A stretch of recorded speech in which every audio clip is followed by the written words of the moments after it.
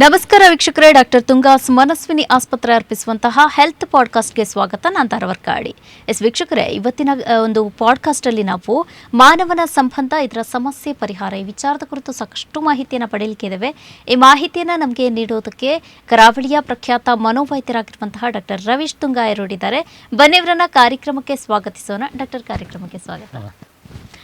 ವೀಕ್ಷಕರೇ, ಮಾನವನ ಸಂಬಂಧ ಅನ್ನೋದೇ ಅಂತಹದ್ದು. ಮರಕ್ಕೆ ಹೂವು ಎಷ್ಟು ಸೌಂದರ್ಯವೋ ಮಾನವನ ಒಂದು ಸೌಂದರ್ಯಕ್ಕೆ ಸಂಬಂಧಗಳು ಕೂಡ ಅಷ್ಟೇ ಸ್ಫೂರ್ತಿ ಅಂತಲೇ ಹೇಳ್ಬೋದು. ಇನ್ನು ಮಾನವನ ಸಂಬಂಧ ಅನ್ನೋದು ಬದುಕಿಗೆ ಬಣ್ಣ ನೀಡುವಂಥದ್ದು, ಹಾಗೆಯೇ ಮನಸ್ಸುಗಳನ್ನು ಒಂದು ಜೋಡಿಸುವಂತಹ ಸೇತುವೆಯಾಗಿ ಕೂಡ ಕಾರ್ಯನಿರ್ವಹಿಸುವಂಥದ್ದು.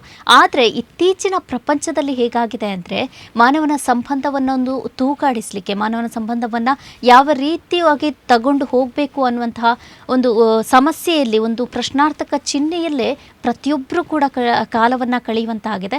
ಹಾಗಿದ್ರೆ ಮಾನವನ ಸಂಬಂಧದ ನಡುವೆ ಈ ಸಮಸ್ಯೆಗಳು ಬರುವುದೇಕೆ, ಇದನ್ನು ನಾವೇ ಪರಿಹಾರ ಮಾಡಿಕೊಳ್ಬಹುದಾ? ಎಲ್ಲ ವಿಚಾರವನ್ನು ಇವತ್ತಿನ ಪಾಡ್ಕಾಸ್ಟಲ್ಲಿ ತಿಳ್ಕೊಳ್ಳೋಣ.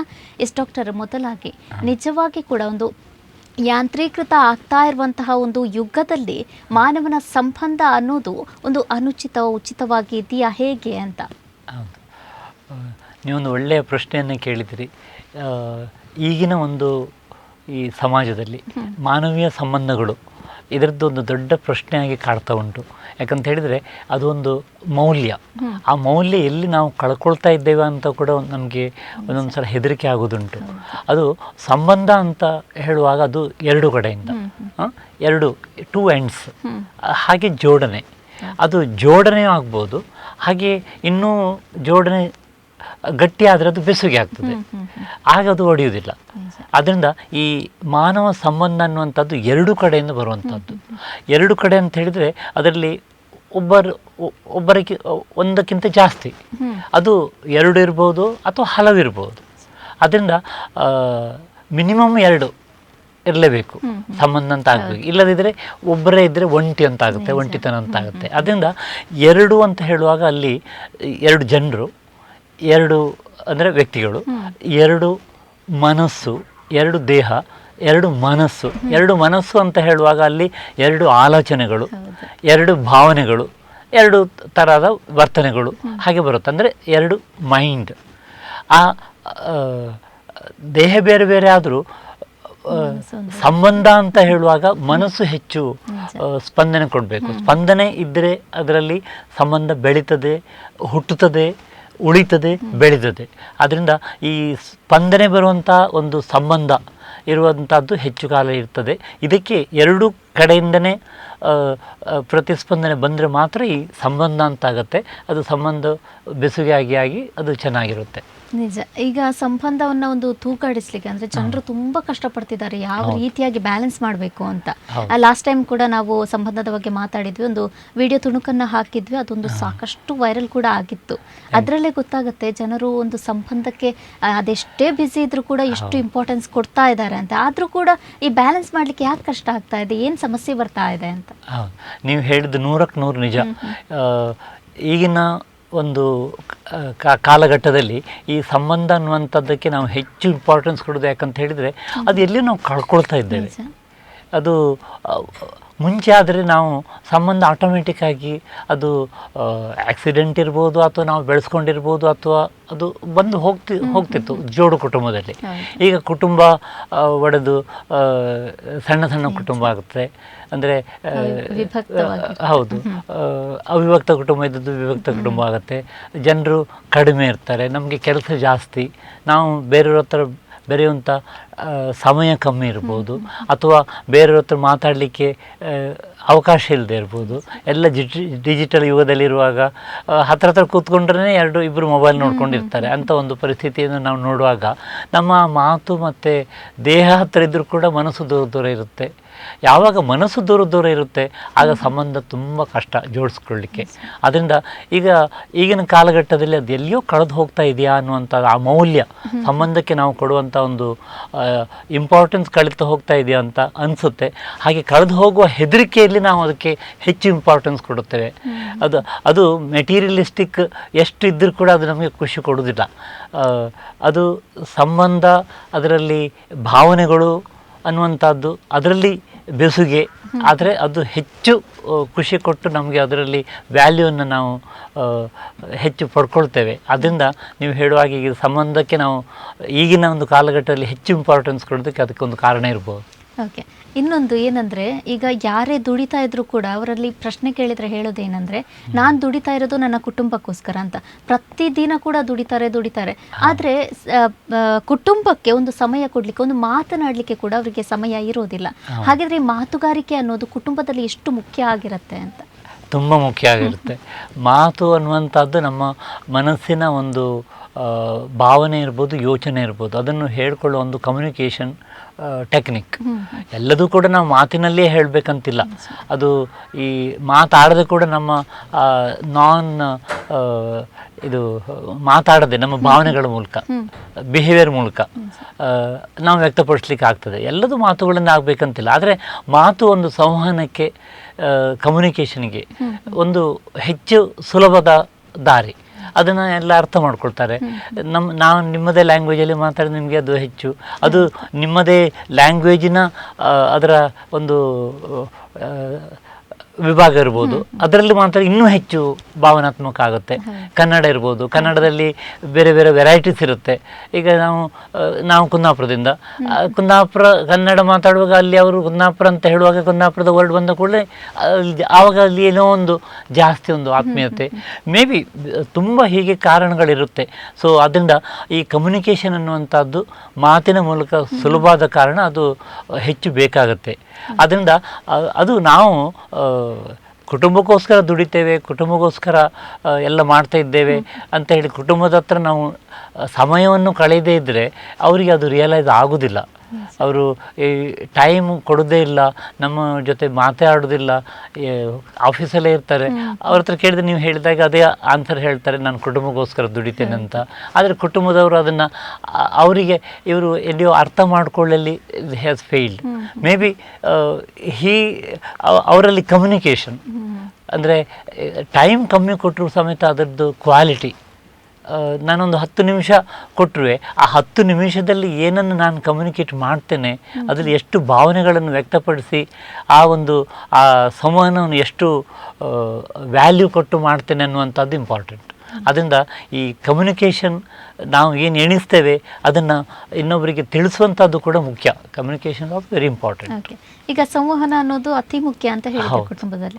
ಇವಾಗ ಇತ್ತೀಚೆಗೆ ಏನಾಗ್ತಿದೆ ಅಂದರೆ, ಒಂದು ಭಾಷೆಯವರು ಇನ್ನೊಂದು ಭಾಷೆಯವರನ್ನ ಮದುವೆ ಆಗೋದು, ಅವರಿಗೆ ಮುಖ್ಯವಾಗಿ ಒಂದು ಹುಡುಗಿಗೆ ಆ ಭಾಷೆ ಗೊತ್ತಿರೋದಿಲ್ಲ ಅಂತ ಕುಟುಂಬಕ್ಕೆಲ್ಲ ಅವಳು ಹೋದ್ರೆ ಆ ಒಂದು ಜೀವನ ಹೇಗಿರುತ್ತೆ? ಹಾಗಿದ್ರೆ ಇದು ಕಷ್ಟಕರವಾಗತ್ತಾ ಅವಳಿಗೆ, ಇಲ್ಲ ಇದರಿಂದ ಏನಾದರೂ ತೊಂದರೆ ಆಗುವಂಥ ಚಾನ್ಸಸ್ ಇರುತ್ತಾ ಹೇಗೆ ಅಂತ?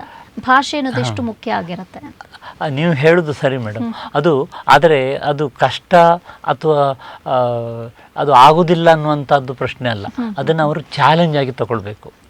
ಯಾಕಂತ ಹೇಳಿದರೆ ಈಗ ಭಾಷೆ ಗೊತ್ತಿಲ್ಲದೆ ಇರೋದು ಒಂದು ನ್ಯೂನ್ಯತೆ ಇರ್ಬೋದು, ಆದರೆ ಭಾಷೆನ ಕಲಿಬೋದಲ್ಲ. ನಾವು ಹುಟ್ಟುವಾಗಲೇ ಯಾವುದನ್ನು ಕಲ್ತ್ಕೊಂಡು ಬಂದಿರೋದಿಲ್ಲ. ಆಮೇಲೆ ನಮ್ಮ ಪರಿಸರದಲ್ಲಿ, ನಮ್ಮ ವಾತಾವರಣದಲ್ಲಿ ಹೇಗಿರುತ್ತೆ, ನಮ್ಮ ಮನೆಯವರು ಏನು ಮಾತಾಡ್ತಾರೆ, ಅದು ಯಾವ ಭಾಷೆ ಆದರೂ ನಾವು ಬೆಳೆಯುವಾಗ ಕಲ್ತ್ಕೊಳ್ತೇವೆ. ಅದು ಎಷ್ಟೇ ಕಷ್ಟ ಇರಲಿ ಅಥವಾ ಎಷ್ಟೇ ಒಂದು ಸಂಕೀರ್ಣದಲ್ಲಿದ್ದರೂ ಕೂಡ ನಾವು ಪಿಕಪ್ ಮಾಡ್ತೇವೆ. ಹಾಗೆ ದೊಡ್ಡದಾದ ಮೇಲೆ ಸ್ವಲ್ಪ ಕೆಲವರಿಗೆ ಕಷ್ಟ ಆಗ್ಬೋದು. ಆದರೆ ಕೆಲವರು ಮಲ್ಟಿಲಿಂಗ್ವಿಸ್ಟಿಕ್ ಇರ್ತಾರೆ, ಅವರು ಪಟ ಪಟ ಪಟ ಪಟ ಭಾಷೆಯನ್ನು ಪಕ್ಕದ ಮನೆಯವರಲ್ಲಿ 1 ತಿಂಗಳು ಮಾತಾಡಿದರೆ ಅದನ್ನು ಕಲ್ತ್ಕೊಂಡು ಬಿಡ್ತಾರೆ. ಅದು ಒಬ್ಬರೊಬ್ಬರ ಸ್ಕಿಲ್. ದೊಡ್ಡ ಪ್ರಾಯ ಆದ ಹಾಗೆ ಅದನ್ನು ಕಲಿಯುವ ಒಂದು ಸ್ಕಿಲ್ ಕಡಿಮೆ ಆಗ್ಬೋದು, ಆದರೆ ಮನಸ್ಸಿದ್ದರೆ ಮಾರ್ಗ ಆಗ್ತದೆ. ಅದನ್ನು ಚಾಲೆಂಜ್ ಆಗಿ ತಗೊಂಡ್ರೆ ಅವರು ಕೂಡ ಉದ್ದೇಶ ಏನು, ನನ್ನ ಸಂಬಂಧ ಬೆಳಿಬೇಕು, ನಾನು ಎಲ್ಲರೊಟ್ಟಿಗೆ ಹೊಂದ್ಕೊಳ್ಬೇಕು, ನಾನು ಒಳ್ಳೆಯದಾಗಿರಬೇಕು, ಎಸ್ ದಟ್ ಈಸ್ ಮೈ ಅದು ನನ್ನ ಇಂಟೆನ್ಷನ್ ಅಂತ ಇದ್ದರೆ ಖಂಡಿತ ನಾನು ಕಲಿತೇನೆ. ಈಗ ನಾವು ಒಂದು ಕಡೆಯಿಂದ ಹುಟ್ಟಿ ಬೆಳೆದು ಬಂದಿರ್ಬೋದು, ನಮ್ಮ ಊರಿನ ಭಾಷೆ ಒಂದಿರ್ಬೋದು, ಆದರೆ ಮಂಗಳೂರಿಗೆ ಬಂದ ಮೇಲೆ ಉದಾಹರಣೆಗೆ ನಾನೇ ಮಲಯಾಳಂ ಕಲ್ತಿದ್ದೇನೆ, ತುಳು ಅಂತಂತೆ ಬರ್ಕೊಂಡು, ಕೊಂಕಣಿಲ ಅಂತಂತೆ ಬರ್ಕೊಂಡು, English Hindi anyway we have to manage. So multilinguistic will ನಿಮ್ಮ ಯಾವುದೇ ಒಂದು ಕಾರಣ, ಮದುವೆ ಹಾಗೆ ಒಂದು ಕಡೆಯಲ್ಲಿ ಹೋಗಿರ್ಬೋದು, ಉದ್ಯೋಗ ನಿಮಿತ್ತ ಒಂದು ಕಡೆಯಲ್ಲಿ ಹೋಗಿರ್ಬೋದು, ಅಥವಾ ಇನ್ನೊಂದು ವಿದೇಶಕ್ಕೆ ಹೋಗಿರ್ಬೋದು. ಆವಾಗ ಭಾಷೆ ಅನ್ನುವಂಥದ್ದು ಸ್ವಲ್ಪ ಸಮಸ್ಯೆ ಆದರೂ ಕೂಡ ಅದನ್ನು ಚಾಲೆಂಜ್ ಆಗಿ ತಗೊಂಡ್ರೆ ಅದನ್ನು ಓವರ್ಕಮ್ ಮಾಡಲಿಕ್ಕೆ ಆಗ್ತದೆ. ಈಗ ಮಾತಾಡಲಿಕ್ಕೆ ಬರದೇ ಇದ್ದವರು ಕಮ್ಯುನಿಕೇಟ್ ಮಾಡ್ತಾರಲ್ಲ, ಅವ್ರು ಮಾತಾಡಲಿ ಬರೋದಿಲ್ಲ, ಅವರಿಗೆ ನಾನ್ ಲ್ಯಾಂಗ್ವೇಜ್ ಕಮ್ಯುನಿಕೇಷನ್ಸ್ ಅವರಲ್ಲಿ ಇರುತ್ತೆ, ಅದನ್ನು ಬೆಳೆಸ್ಕೊಳ್ತಾರೆ, ಮಾತಾಡ್ಲಿಕ್ಕೆ ಆಗುತ್ತೆ. ಅದರ ಒಳಾರ್ಥ ಏನಂತ ಹೇಳಿದ್ರೆ, ನಮಗೆ ಮನಸ್ಸಿದ್ದರೆ ಅದನ್ನು ನಾವು ಖಂಡಿತ ಈ ಭಾಷೆಯನ್ನು ಮೀರಿ ನಾವು ಕಮ್ಯುನಿಕೇಟ್ ಮಾಡಲಿಕ್ಕೆ ಸಾಧ್ಯ ಆಗ್ತದೆ. ಇನ್ನೊಂದು, ಆರೋಗ್ಯಕರ ಸಂಬಂಧದಲ್ಲಿ ನಾವು ನಂಬಿಕೆಗೆ ಪ್ರಮುಖವಾದ ಸ್ಥಾನವನ್ನು ಕೊಡ್ತೇವೆ. ಹಾಗಿದ್ರೆ ಗಂಡ ಹೆಂಡತಿ ನಡುವಿನ ನಂಬಿಕೆ ಅನ್ನೋದು ಯಾವ ಮಟ್ಟದಲ್ಲಿರಬೇಕು ಅಂತ, ಇದೇನಾದ್ರೂ ತೊಂದರೆ ಕೊಡುತ್ತೆ ಅವರ ಸಂಬಂಧಕ್ಕೆ? ಇದೊಂದು ಉತ್ತಮ ಪ್ರಶ್ನೆ. ಇದು ಯಾವ ಮಟ್ಟದಲ್ಲಿ ಅಂತ ಹೇಳಿದ್ರೆ ಅತಿ ಉತ್ತಮ ಮಟ್ಟದಲ್ಲಿರಬೇಕು. 100% ನಂಬಿಕೆ ಅನ್ನುವಂಥದ್ದು ಒಂದು ಟ್ರಸ್ಟ್. ಅದರಲ್ಲಿ ನಾವು ಇಂಗ್ಲೀಷ್ ಟ್ರಸ್ಟ್ ಅಂತ ಹೇಳ್ತೇವೆ, ವಿಶ್ವಾಸ ಅಂತ ಹೇಳ್ತೇವೆ ಕನ್ನಡದಲ್ಲಿ. ಅದರಲ್ಲಿ ಯಾವುದೇ ಕುಂದುಕೊರತೆ ಗಂಡ ಹೆಂಡಂದಿರ ನಡುವೆ ಬರುವ ಸಾಧ್ಯತೆ ಇರಬಾರ್ದು. ಅದರಲ್ಲಿ ಕುಂದುಕೊರತೆ ಬರಲಿಕ್ಕೆ ಚಾನ್ಸ್ ಕೊಟ್ಟರೆ ಅದು ಎಲ್ಲಿಗೂ ಹೋಗ್ತದೆ. ಅದರಿಂದ ಈ ನಂಬಿಕೆ ಅನ್ನುವಂಥದ್ರಲ್ಲಿ 99% ನಂಬಿಕೆ ಅಲ್ಲ, 100%. It should be 100%. ನಂಬಿದರೆ ಫುಲ್ ನಂಬಬೇಕು. ಇಲ್ಲದಿದ್ದರೆ ಅದು ಮಟ್ಟ ಕಮ್ಮಿ ಆದ ಹಾಗೆ ವಿಶ್ವಾಸ ಕಡಿಮೆ ಆಗುತ್ತೆ, ಅದರಲ್ಲಿ ಸಂಶಯ ಸ್ಟಾರ್ಟ್ ಆಗುತ್ತೆ, ಮತ್ತು ಭಿನ್ನಾಭಿಪ್ರಾಯಗಳು ಜಾಸ್ತಿ ಆಗಿ ಹೋಗುತ್ತೆ. ಅದರಿಂದ ಈ ನಂಬಿಕೆ ಅನ್ನುವಂಥದ್ದು ಈ ಸಂಬಂಧದ ಒಂದು ಭದ್ರ ಬುನಾದಿ, ಅಡಿಪಾಯ. ಅದು ನಂಬಿಕೆ ಅನ್ನುವಂಥದ್ದು ಮತ್ತು ಟ್ರಾನ್ಸ್ಪರೆನ್ಸಿ. ಅದಕ್ಕೆ ನಾವು ವಿಷಯ ಮುಚ್ಚಿಡದೆ ಹೇಳುವಂಥದ್ದು ಟ್ರಾನ್ಸ್ಪರೆನ್ಸಿ, ಅಂದರೆ ಆನೆಸ್ಟಿ, ಪ್ರಾಮಾಣಿಕತೆ, ಮತ್ತು ಇನ್ನೊಬ್ಬರನ್ನು ಗೌರವಿಸೋದು, ರೆಸ್ಪೆಕ್ಟಿಂಗ್ ಅದರ್ ಪರ್ಸನ್. ನನ್ನ ಹಾಗೆ ಅವರ ಯೋಚನೆ. ಈಗಾಗಲೇ ಹೇಳಿದ ಹಾಗೆ ಸಂಬಂಧ ಅಂತ ಹೇಳಿದ ಕೂಡ ಎರಡು ವ್ಯಕ್ತಿಗಳು, ಅಂದರೆ ಎರಡು ಮನಸ್ಸುಗಳು. ಆ ಎರಡು ಮನಸ್ಸುಗಳು ಒಂದೇ ಥರದಲ್ಲಿ ಯೋಚನೆ ಮಾಡಲಿಕ್ಕೆ ಸಾಧ್ಯವೇ ಇಲ್ಲ. ಎರಡು ಮನಸ್ಸುಗಳು ಒಂದೇ ಥರ ಭಾವಿಸಲಿಕ್ಕೆ ಸಾಧ್ಯವೇ ಇಲ್ಲ. There can not be duplication. ಈ ವಿಷಯ ನಾವು ಮುಂಚಿನ ಇದರಲ್ಲಿ ಡಿಸ್ಕಸ್ ಮಾಡಿದ್ದೇವೆ. There cannot be a duplication of minds. ಟ್ವಿನ್ಸಲ್ಲಿ ಒಂದೇ ಥರ ಕಾಣ್ಬೋದು ಫಿಸಿಕಲಿ, ಬಟ್ ಆಲೋಚನೆಯಲ್ಲಿ, ಭಾವನೆಯಲ್ಲಿ, ವರ್ತನೆಯಲ್ಲಿ, ಅಂದರೆ ಮನಸ್ಸಿನಲ್ಲಿ ಡುಪ್ಲಿಕೇಶನ್ ಸಾಧ್ಯವೇ ಇಲ್ಲ. ಅದನ್ನು ನಮ್ಮ ಈ ಇಡೀ ಪ್ರಪಂಚದಲ್ಲಿ ಎಷ್ಟು ಜೀವಗಳಿರ್ತವೋ ಅಷ್ಟೇ ಮನಸ್ಸುಗಳಿರ್ತವೆ. ಆದ್ದರಿಂದ ಈ ಮನಸ್ಸನ್ನುವಂಥದ್ದು ಅದು ಯುನೀಕ್. ಅದು ಈ ಹೊಂದಿಕೊಳ್ಳುವಂಥದ್ದು ಮುಖ್ಯ. ಅದು ಅಂಡರ್ಸ್ಟ್ಯಾಂಡಿಂಗ್ ಇರ್ಬೋದು, ಟ್ರಾನ್ಸ್ಪರೆನ್ಸಿ ಇರ್ಬೋದು, ಅಥವಾ ನೀವು ಈಗಾಗಲೇ ಹೇಳಿದಾಗೆ ಟ್ರಸ್ಟ್, ನಂಬಿಕೆ ಇರ್ಬೋದು. ಇದೆಲ್ಲ ಒಂದು ಆ ಸಂಬಂಧ ಉಳಿಲಿಕ್ಕೆ ಬೇಕಾಗುವಂಥ ಅಡಿಪಾಯ. ಇದು ಭದ್ರವಾಗಿದ್ದರೆ, 100ಕ್ಕೆ 100 ಇದ್ದರೆ ಮಾತ್ರ ಅದು ಉಳಿಯುತ್ತೆ ಮತ್ತು ಬೆಳೆಯುತ್ತೆ. ಉಳಿಸ್ಬೇಕು, ಬೆಳೆಸ್ಬೇಕಂತಿದ್ರೆ ಈ ಅಡಿಪಾಯ ಸ್ಟ್ರಾಂಗ್ ಆಗಿರಬೇಕು. ಎಸ್ ಡಾಕ್ಟರ್, ಇನ್ನೊಂದು, ಈ ಒತ್ತಡ ಅನ್ನೋದಿರುತ್ತೆ ಮಹಿಳೆಯರಿಗೆ ಇರ್ಬೋದು, ಯಾರಿಗೆ ಮಲ್ಟಿ ಟಾಸ್ಕಿಂಗ್ ಮಾಡುವವರು. ಕೆಲವರು ಏನಂದ್ರೆ ಹೊರಗಡೆ ಕೂಡ ಕೆಲಸ ಮಾಡ್ತಾರೆ, ಒಳಗಡೆ ಕೂಡ ಇನ್ನು ಮಕ್ಕಳನ್ನು ಕೂಡ ನೋಡ್ಕೊಳ್ತಾರೆ. ಸೊ ಈ ಒಂದು ಒತ್ತಡ ಅದು ಫ್ಯಾಮಿಲಿ ಮೇಲೆ ಇಲ್ಲ ಸಂಬಂಧದ ಮೇಲೆ ಏನಾದರೂ ಪರಿಣಾಮ ಬೀರುವಂಥ ಚಾನ್ಸಸ್ ಇರುತ್ತಾ ಹೇಗೆ ಅಂತ? ಹೌದು, ಖಂಡಿತ. ಈಗ ನೀವು ಹೇಳಿದಾಗ ಉದಾಹರಣೆ, ಈ ನಾವು ವರ್ಕಿಂಗ್ ವಿಮೆನ್ ಅಂತ ಹೇಳ್ತೇವೆ, ಆದರೆ ಎಲ್ಲರೂ ಕೂಡ ವರ್ಕಿಂಗೇ. ಮನೇಲಿರ್ಬೋದು, ಹೊರಗಡೆ ಇರ್ಬೋದು, ಅಥವಾ ಎರಡು ಕಡೆ ಇರ್ಬೋದು. ಆದ್ದರಿಂದ ಈ ವರ್ಕಿಂಗ್ ಮಲ್ಟಿ ಟಾಸ್ಕಿಂಗ್ ಅಂದರೆ ಹೆಂಗಸಾದವರಿಗೆ ಅದೊಂದು ಜವಾಬ್ದಾರಿ ಆ ಥರ ಇರುತ್ತೆ. ಮನೆಯೂ ನೋಡ್ಕೊಳ್ಬೇಕು, ಅದು ಹೊರಗಡೆ ಕೆಲಸ ಇದ್ರು, ಬ್ಯಾಂಕ್ ಇರ್ಬೋದು, ಟೀಚಿಂಗ್ ಇರ್ಬೋದು, ಅಥವಾ ಇಂಜಿನಿಯರ್ ಆಗಿರ್ಬೋದು, ಅಥವಾ ಡಾಕ್ಟರ್ ಆಗಿರ್ಬೋದು, ಅವರಿಗೆ ಮಲ್ಟಿಪಲ್ ರೆಸ್ಪಾನ್ಸಿಬಿಲಿಟೀಸನ್ನು ನಿಭಾಯಿಸುವಂಥ ಒಂದು ಚಾಲೆಂಜ್ ಇರುತ್ತೆ. ಅದು ಚಾಲೆಂಜನ್ನು ಅವರು ಮೇಂಟೈನ್ ಮಾಡ್ಕೊಂಡು ಹೋಗಲಿಕ್ಕೆ ಸಾಧ್ಯ ಆದರೆ ಅದು ಒತ್ತಡ ಆಗೋದಿಲ್ಲ. ಯಾಕಂದರೆ ಅದರಲ್ಲಿ ಪ್ರಯಾರಿಟಿ, ಯಾವುದಕ್ಕೆ ಸ್ವಲ್ಪ ಪ್ರಯಾರಿಟಿ ಕೊಡಬೇಕು, ಯಾವುದಕ್ಕೆ, ಹಾಗೆ ಅವರು ಅದನ್ನು ನಿಭಾಯಿಸ್ಕೊಳ್ಳುವಂಥ ರೀತಿಯಲ್ಲಿ ಅವರು ಅದನ್ನು ಮಲ್ಟಿ ಟಾಸ್ಕಿಂಗ್ ಮಾಡ್ಕೊಂಡು ಹೋದರೆ ಅದು ಒತ್ತಡ ಅನಿಸೋದಿಲ್ಲ. ಆದರೆ ಈ drawing the line is very difficult. ಯಾಕಂದರೆ ಮಲ್ಟಿ ಟಾಸ್ಕಿಂಗ್ ಇರುವಾಗ ಎರಡು ಕೆಲಸ ಒಟ್ಟೊಟ್ಟಿಗೆ ಬಂದಾಗ ಅಲ್ಲಿ ಖಂಡಿತ ಒತ್ತಡ ಆಗೇ ಆಗುತ್ತೆ. ಅದರಿಂದ ಈ ನೀವು ಹೇಳಿದಾಗೆ ವರ್ಕಿಂಗ್ ವಿಮೆನ್, ಸೊ ಅಂದರೆ ಬ್ರ್ಯಾಕೆಟಲ್ಲಿ ಎಲ್ಲರೂ ಮನೆ ಕೆಲಸ ಕೂಡ ಅದು ವರ್ಕಿಂಗೇ. ಆದರೆ ಹೊರಗೆ ದುಡಿಯೋರಲ್ಲಿ ಅಡಿಷನಲ್ ರೆಸ್ಪಾನ್ಸಿಬಿಲಿಟಿ ಇರುತ್ತೆ ಅಂತ ಎಣಿಸ್ಕೊಂಡ್ರೆ ಅದು ಒತ್ತಡ ಆಗಿ ತುಂಬ ಪರಿಣಾಮ ಬೀರುತ್ತೆ, ಅವರಲ್ಲಿಯೂ ಬೀರುತ್ತೆ ಮತ್ತು ಮನೆಯವರ ಮೇಲೆ ಕೂಡ ಬೀರುತ್ತೆ.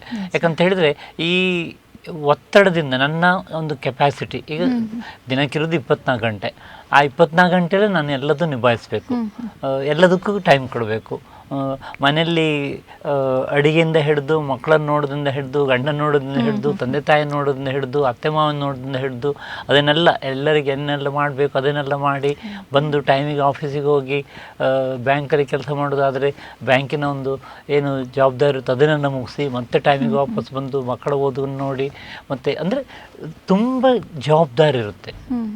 ಅದರಲ್ಲಿ ಅವರು ಸಂತೋಷವನ್ನು ಕಂಡುಕೊಂಡು ಯಾವುದರಲ್ಲಿ ಮಾಡ್ತಾರೆ ಅದನ್ನು ಮಾತ್ರ ಎಣಿಸ್ಕೊಂಡು ಮಾಡ್ಕೊಂಡು ಹೋದರೆ ಅದು ಒತ್ತಡವನ್ನು ಅವರು ನಿಭಾಯಿಸ್ತಾರೆ. ಇಲ್ಲದಿದ್ದರೆ ಏನಾಗುತ್ತೆ ಅಂತ ಹೇಳಿದರೆ ಇದರಲ್ಲಿ ಏನಾದರೂ ಒಂದು ಸ್ವಲ್ಪ ಹೆಚ್ಚು ಕಡಿಮೆ ಆದಾಗ ಅವರಿಗೆ ಅದನ್ನು ನಿಭಾಯಿಸಲಿಕ್ಕೆ ಕಷ್ಟ ಆಗ್ಬೋದು. ಯಾವಾಗ ನನ್ನ ಡಿಮಾಂಡ್ ಏನಿರುತ್ತೆ ನನ್ನ ಕೆಪಾಸಿಟಿಗಿಂತ ಜಾಸ್ತಿ ಡಿಮಾಂಡ್ ಆದ ಕೂಡಲೇ ಅದು ಒತ್ತಡ ಆಗುತ್ತೆ. ಒಂದು ಸಂದರ್ಭದಲ್ಲಿ ನಾನು ಹೇಳಿದ್ದುಂಟು, ಒತ್ತಡ ಹೇಗೆ ಆಗುತ್ತೆ ಅಂತ ಹೇಳಿದರೆ ನಮ್ಮ ಡಿಮಾಂಡ್ಸ್ ನಾವು ಮಾಡುವಂಥ ಒಂದು ನಮ್ಮಿಂದ ಎಕ್ಸ್ಪೆಕ್ಟೇಷನ್ಸ್ ಏನಿರುತ್ತೆ ಅದು ನಮ್ಮ ಕೆಪಾಸಿಟಿಗೆ ಮೀರಿ ಹೋದಾಗ ಅದು ಒತ್ತಡ ಆಗಿ ಆಗುತ್ತೆ. ಅದು ಆದ ಕೂಡಲೇ ಅದು ಮನಸ್ಸಿನ ಮೇಲೆ ಪ್ರಥಮವಾಗಿ ಅವರಿಗೆ ಪ್ರಭಾವ ಬೀರುತ್ತೆ. ಹಾಗೆ ಅವರಿಗೆ ಪ್ರಭಾವ ಬಿದ್ದ ಕೂಡಲೇ ಅದು ಹೊರಗಡೆ ವ್ಯಕ್ತ ಆಗ್ಬೋದು, ಮನೆಯವರ ಮೇಲೆ ವ್ಯಕ್ತ ಆಗ್ಬೋದು, ಅಥವಾ ಅವರ ಒಟ್ಟಿಗೆ ಇರುವವರು ಸಹೋದ್ಯೋಗಿಗಳಿರ್ಬೋದು, ಅಥವಾ ಅವರ ಮಕ್ಕಳಿರ್ಬೋದು, ಗಂಡ ಇರ್ಬೋದು, ಹೆಂಡತಿ ಇರ್ಬೋದು, ಅಥವಾ ತಂದೆ ತಾಯಿ ಇರ್ಬೋದು, ನಿಯರ್ ಆ್ಯಂಡ್ ಡಿಯರ್ಸ್ ಅಂತ ಹೇಳ್ತೇವಲ್ಲ ಅವರ ಮೇಲೆ ಪ್ರಭಾವ ಬೀರ್ಬೋದು. ನನಗೆ ಒತ್ತಡ ಬಂದಾಗ ನಾನು ಅದನ್ನು ಹೊರಗೆ ಹಾಕ್ಕೊಳ್ಳೇಬೇಕು. ಯಾಕಂದರೆ ಮನಸ್ಸಿನಲ್ಲಿ ಅದನ್ನು ಹೆಚ್ಚು ಭಾವನೆಗಳನ್ನು ಅದಿಮಿಡಲಿಕ್ಕೆ ಆಗೋದಿಲ್ಲ. ಉದಾಹರಣೆಗೆ ನಾವು ಬಲೂನನ್ನು ಎಷ್ಟು ಊದಲಿಕ್ಕೆ ಆಗುತ್ತೆ? ಒಂದು ಲಿಮಿಟ್ ಆದಮೇಲೆ ಬಲೂನ್ ಹೊಡಿತದೆ. ಒಂದು ಇದು ಬ್ರೂಮ್ ಸ್ಟಿಕ್ ಹಿಡಿಕಡ್ಡಿಯನ್ನು ಎಷ್ಟು ಬೆಂಡ್ ಮಾಡಲಿಕ್ಕೆ ಆಗ್ತದೆ? ಒಂದು ಹಂತದಲ್ಲಿ ಒಡೆದು ಹೋಗ್ತದೆ. ಹಾಗೆ ನಮ್ಮ ಮನಸ್ಸು ಕೂಡ ಹಾಗೆ, ಭಾವನೆಗಳು ತುಂಬ ನಾವು ಪೆಂಟಪ್ ಒಳಗೆ ತುಂಬಿಕೊಂಡಾಗ ಒಂದು ಥರ ಅದು ಔಟ್ಬಸ್ಟ್ ಆಗುತ್ತೆ. ಅದು ಕೆಲವರು ಒಳಗೆ ನುಂಗಿ ನಮ್ಮ ದೇಹದ ಮೇಲೆ ಪ್ರಭಾವ ಬೀರುವಂಥ ಸಂದರ್ಭ ಇರುತ್ತೆ. ಅವರಿಗೆ ತುಂಬ ಜನ ನಮ್ಮಲ್ಲಿ ಪೇಷಂಟ್ಸ್ ಆಗಿ ಬರ್ತಾರೆ. ಅವರು ಫಿಸಿಷಿಯನ್ ಅಥವಾ ಫ್ಯಾಮಿಲಿ ಡಾಕ್ಟರ್ ಹತ್ರ ಹೋದಾಗ ಟೆಸ್ಟ್ ಮಾಡಿದಾಗ ಏನು ಕಾಣೋದಿಲ್ಲ, ಆದರೆ ಅವರಿಗೆ ಕೈಯೆಲ್ಲ ಉರಿ ಬರೋದು, ಕಾಲೆಲ್ಲ ಎಳೆದಾಗೆ ಆಗೋದು, ತಲೆಯೆಲ್ಲ ಭಾರ ಆಗೋದು, ಹೆವಿನೆಸ್ ಅನಿಸೋದು, ಸೂ ಬರ್ಕೊಂಡು ತೀ ಬರ್ಕೊಂಡು ಅಂಚ ಎಲ್ಲ ಒಂದು ಕಂಪ್ಲೇಂಟ್ಸ್. ಅಥವಾ ಯಾರಾದರೂ ಕುಟುಂಬದಲ್ಲಿ ಸತ್ತು ಹೋದರೆ ಅವರಿಗೆ ಹಾರ್ಟ್ ಅಟ್ಯಾಕ್ ಆಗಿದೆ, ನನಗೂ ಕೂಡ ಹಾರ್ಟ್ ಅಟ್ಯಾಕ್ ಆಗ್ಬೋದು, ನನಗೂ ಕೂಡ ಸಮಸ್ಯೆ ಬರ್ಬೋದು, ನನಗೂ ಕೂಡ ಕ್ಯಾನ್ಸರ್ ಬರ್ಬೋದು, ನನಗೆ ಹೊಟ್ಟೆ ನೋವು ಉಂಟು, ಅವರಿಗೆ ಹೊಟ್ಟೆ ನೋವು ಇತ್ತು. ಹಾಗೆ ಅದನ್ನೆಲ್ಲ ಅಂದರೆ ಅವರ ಮನಸ್ಸಿನ ಒಂದು ಆ ಒತ್ತಡ ದೇಹದ ಮೇಲೂ ಕೂಡ ಪ್ರಭಾವ ಬೀರಿ ಅವರಿಗೆ ಹೈಪರ್ ಟೆನ್ಷನ್ನು, ಡಯಾಬಿಟೀಸು, ಅದಲ್ಲದೆ ದೈಹಿಕ ಕಾಯಿಲೆಗಳಲ್ಲದೆ ಈ ಸೊಮಟೈಸೇಷನ್ ಅಂತ ನಾವೇನು ಹೇಳ್ತೇವೆ ಅದು ಕೂಡ ಬರಲಿಕ್ಕೆ ಸಾಧ್ಯತೆ ಇರುತ್ತೆ. ಅಂಥದ್ದನ್ನು ಎಷ್ಟು ಮೊನ್ನೆ ಒಂದು ವಿಲೇಜ್ ಲೇಡಿ ಅವರ ಹಸ್ಬೆಂಡ್ ಡ್ರಿಂಕ್ಸ್ ಮಾಡಿ ಬಂದು ಮನೆಯಲ್ಲಿ ಹಣ ಕೊಡೋದು ಬಿಡಿ, ಬಂದು ಗಲಾಟೆ ಮಾಡೋದು, ಹೊಡೆಯೋದು, ಮತ್ತು ಮಕ್ಕಳನ್ನು ಕ್ಯಾರ್ ಮಾಡೋದಿಲ್ಲ, ಮಕ್ಕಳೆಲ್ಲ ಹೆದರ್ಕೊಳ್ತಾರೆ. ಈ ಹೆಂಗಸು ಬೀಡಿ ಕಟ್ಟುವ ಹೆಂಗಸು ಆ ಬೀಡಿ ಹಣದಿಂದ ಮಕ್ಕಳ ಎಜುಕೇಷನಿಗೆ ಕೊಡಬೇಕು. ಮತ್ತು 2 ಮಕ್ಕಳು, ಅವರನ್ನು ಸುಧಾರಿಸ್ಕೊಂಡು ಅವರಿಗೆ ಇದು ಇನ್ನೂ ಸಾಕು ಆಗೋದಿಲ್ಲ, ನನ್ನಿಂದ ಸುಧಾರಿಸ್ಲಿಕ್ಕೆ ಆಗೋದಿಲ್ಲ ಅಂತ ಹೇಳಿ ಶಿ ಟ್ರೈ ಟು ಅಟೆಂಪ್ಟ್, ಇನ್ನು ಬೇಡ ಹೇಳಿ. ಆದರೆ ಅಟೆಂಪ್ಟ್ ಮಾಡುವಾಗ ಮಕ್ಕಳ ಭವಿಷ್ಯದ್ದು ನೆನಪು ಬಂದು then she came back. So many times she told that is I want to die ಅಂತ. ಹಾಗೆ ಅದು ಒಳಗೆ ಇಂಟರ್ನೈಸ್ ಮಾಡಿದಾಗ ಬರೋದು ಅವರಿಗೆ ತಲೆ ಭಾರ ಆಗೋದು, ಕೈಕಾಲೆಲ್ಲ ಬಿಸಿ ಆದಾಗೆ ಆಗೋದು, ನರೆಲ್ಲ ಎಳೆಯೋದು ಅಂತ ಸಿಂಪ್ಟಮ್ಸಲ್ಲಿ ಬರ್ತಾರೆ.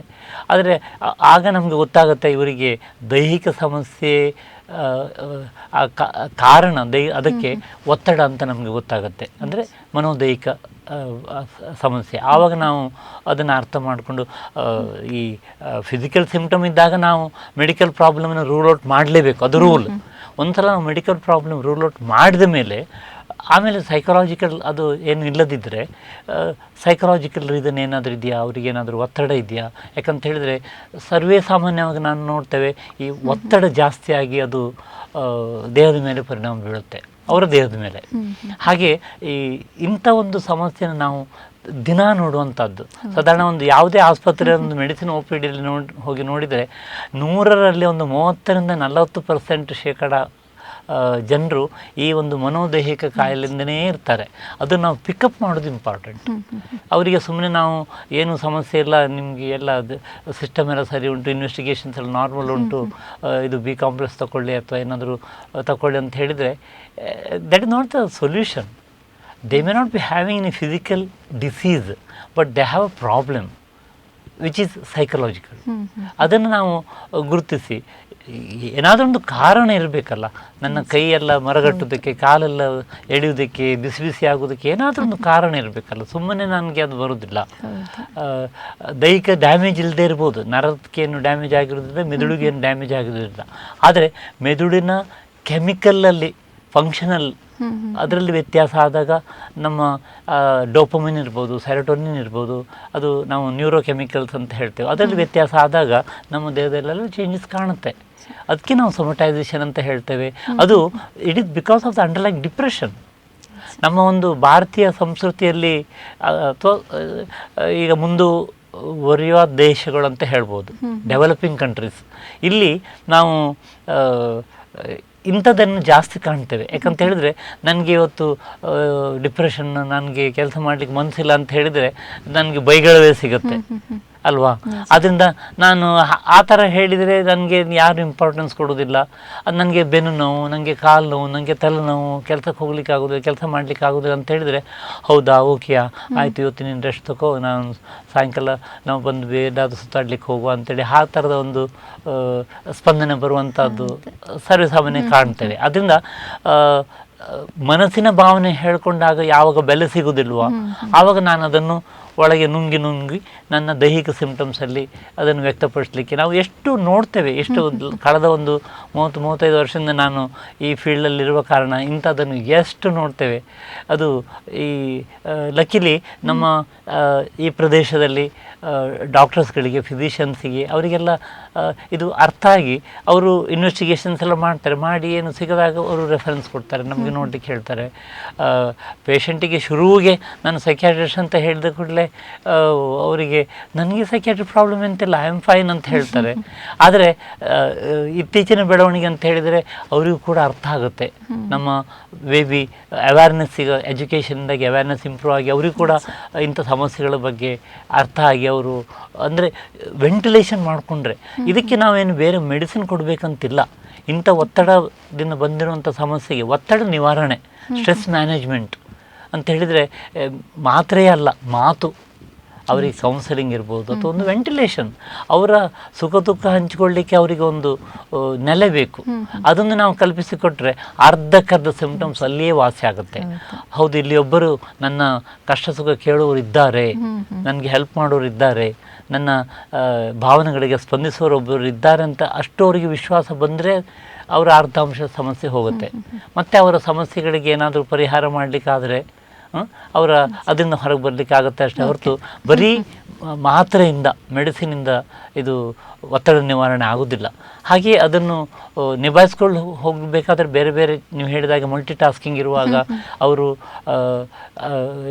ಯೋಗ, ಮೆಡಿಟೇಷನ್ ಅಂತ ಅವರಿಗಾಗಿ ದಿನದಲ್ಲಿ 24 ಗಂಟೆ, ಹೌದು ಅದರಲ್ಲಿ ಎಲ್ಲದು ಮಾಡಲಿಕ್ಕೆ ಆಗೋದಿಲ್ಲ, ಆದರೆ ಅದು 24 ಗಂಟೆಯಲ್ಲಿ ಒಂದು ಅರ್ಧ ಗಂಟೆ, 3/4 ಗಂಟೆ ಅವರಿಗೋಸ್ಕರ ಇಟ್ಕೊಂಡು ಆ ಟೈಮಲ್ಲಿ ಒಂದು ಸ್ವಲ್ಪ ಮ್ಯೂಸಿಕ್ ಕೇಳೋದು ಅಥವಾ ಅವರಿಗೆ ಇಷ್ಟವಾದದ್ದು, ಅವರಿಗೆ ಮನಸ್ಸಿಗೆ ಮುದ ಕೊಡುವಂಥ ಒಂದು ಹವ್ಯಾಸ ಏನುಂಟು, ಮ್ಯೂಸಿಕ್ ಇರ್ಬೋದು ಅಥವಾ ಏನೋ ಆಡೋದಿರ್ಬೋದು, ವಾಕಿಂಗ್ ಇರ್ಬೋದು, ಅಥವಾ ಯಾರ ಹತ್ರ ಫ್ರೆಂಡ್ಸ್ ಹತ್ರ, ಹಳೆ ಫ್ರೆಂಡ್ಸ್ ಹತ್ರ ಹರಟೆ ಹೊಡಿದಿರ್ಬೋದು, ಅಥವಾ ಯೋಗ ಇರ್ಬೋದು, ಮೆಡಿಟೇಷನ್, ಪ್ರಾಣಾಯಾಮ, ರೆಗ್ಯುಲರ್ ಎಕ್ಸಸೈಸ್, ಇದೆಲ್ಲ ಒಂದು ಡೈವರ್ಷನ್ ಇದ್ದರೆ ಅವರಿಗೆ ಒತ್ತಡವನ್ನು ನಿಭಾಯಿಸ್ಕೊಳ್ಳಿಕ್ಕೆ ಸುಲಭವಾಗ್ತದೆ.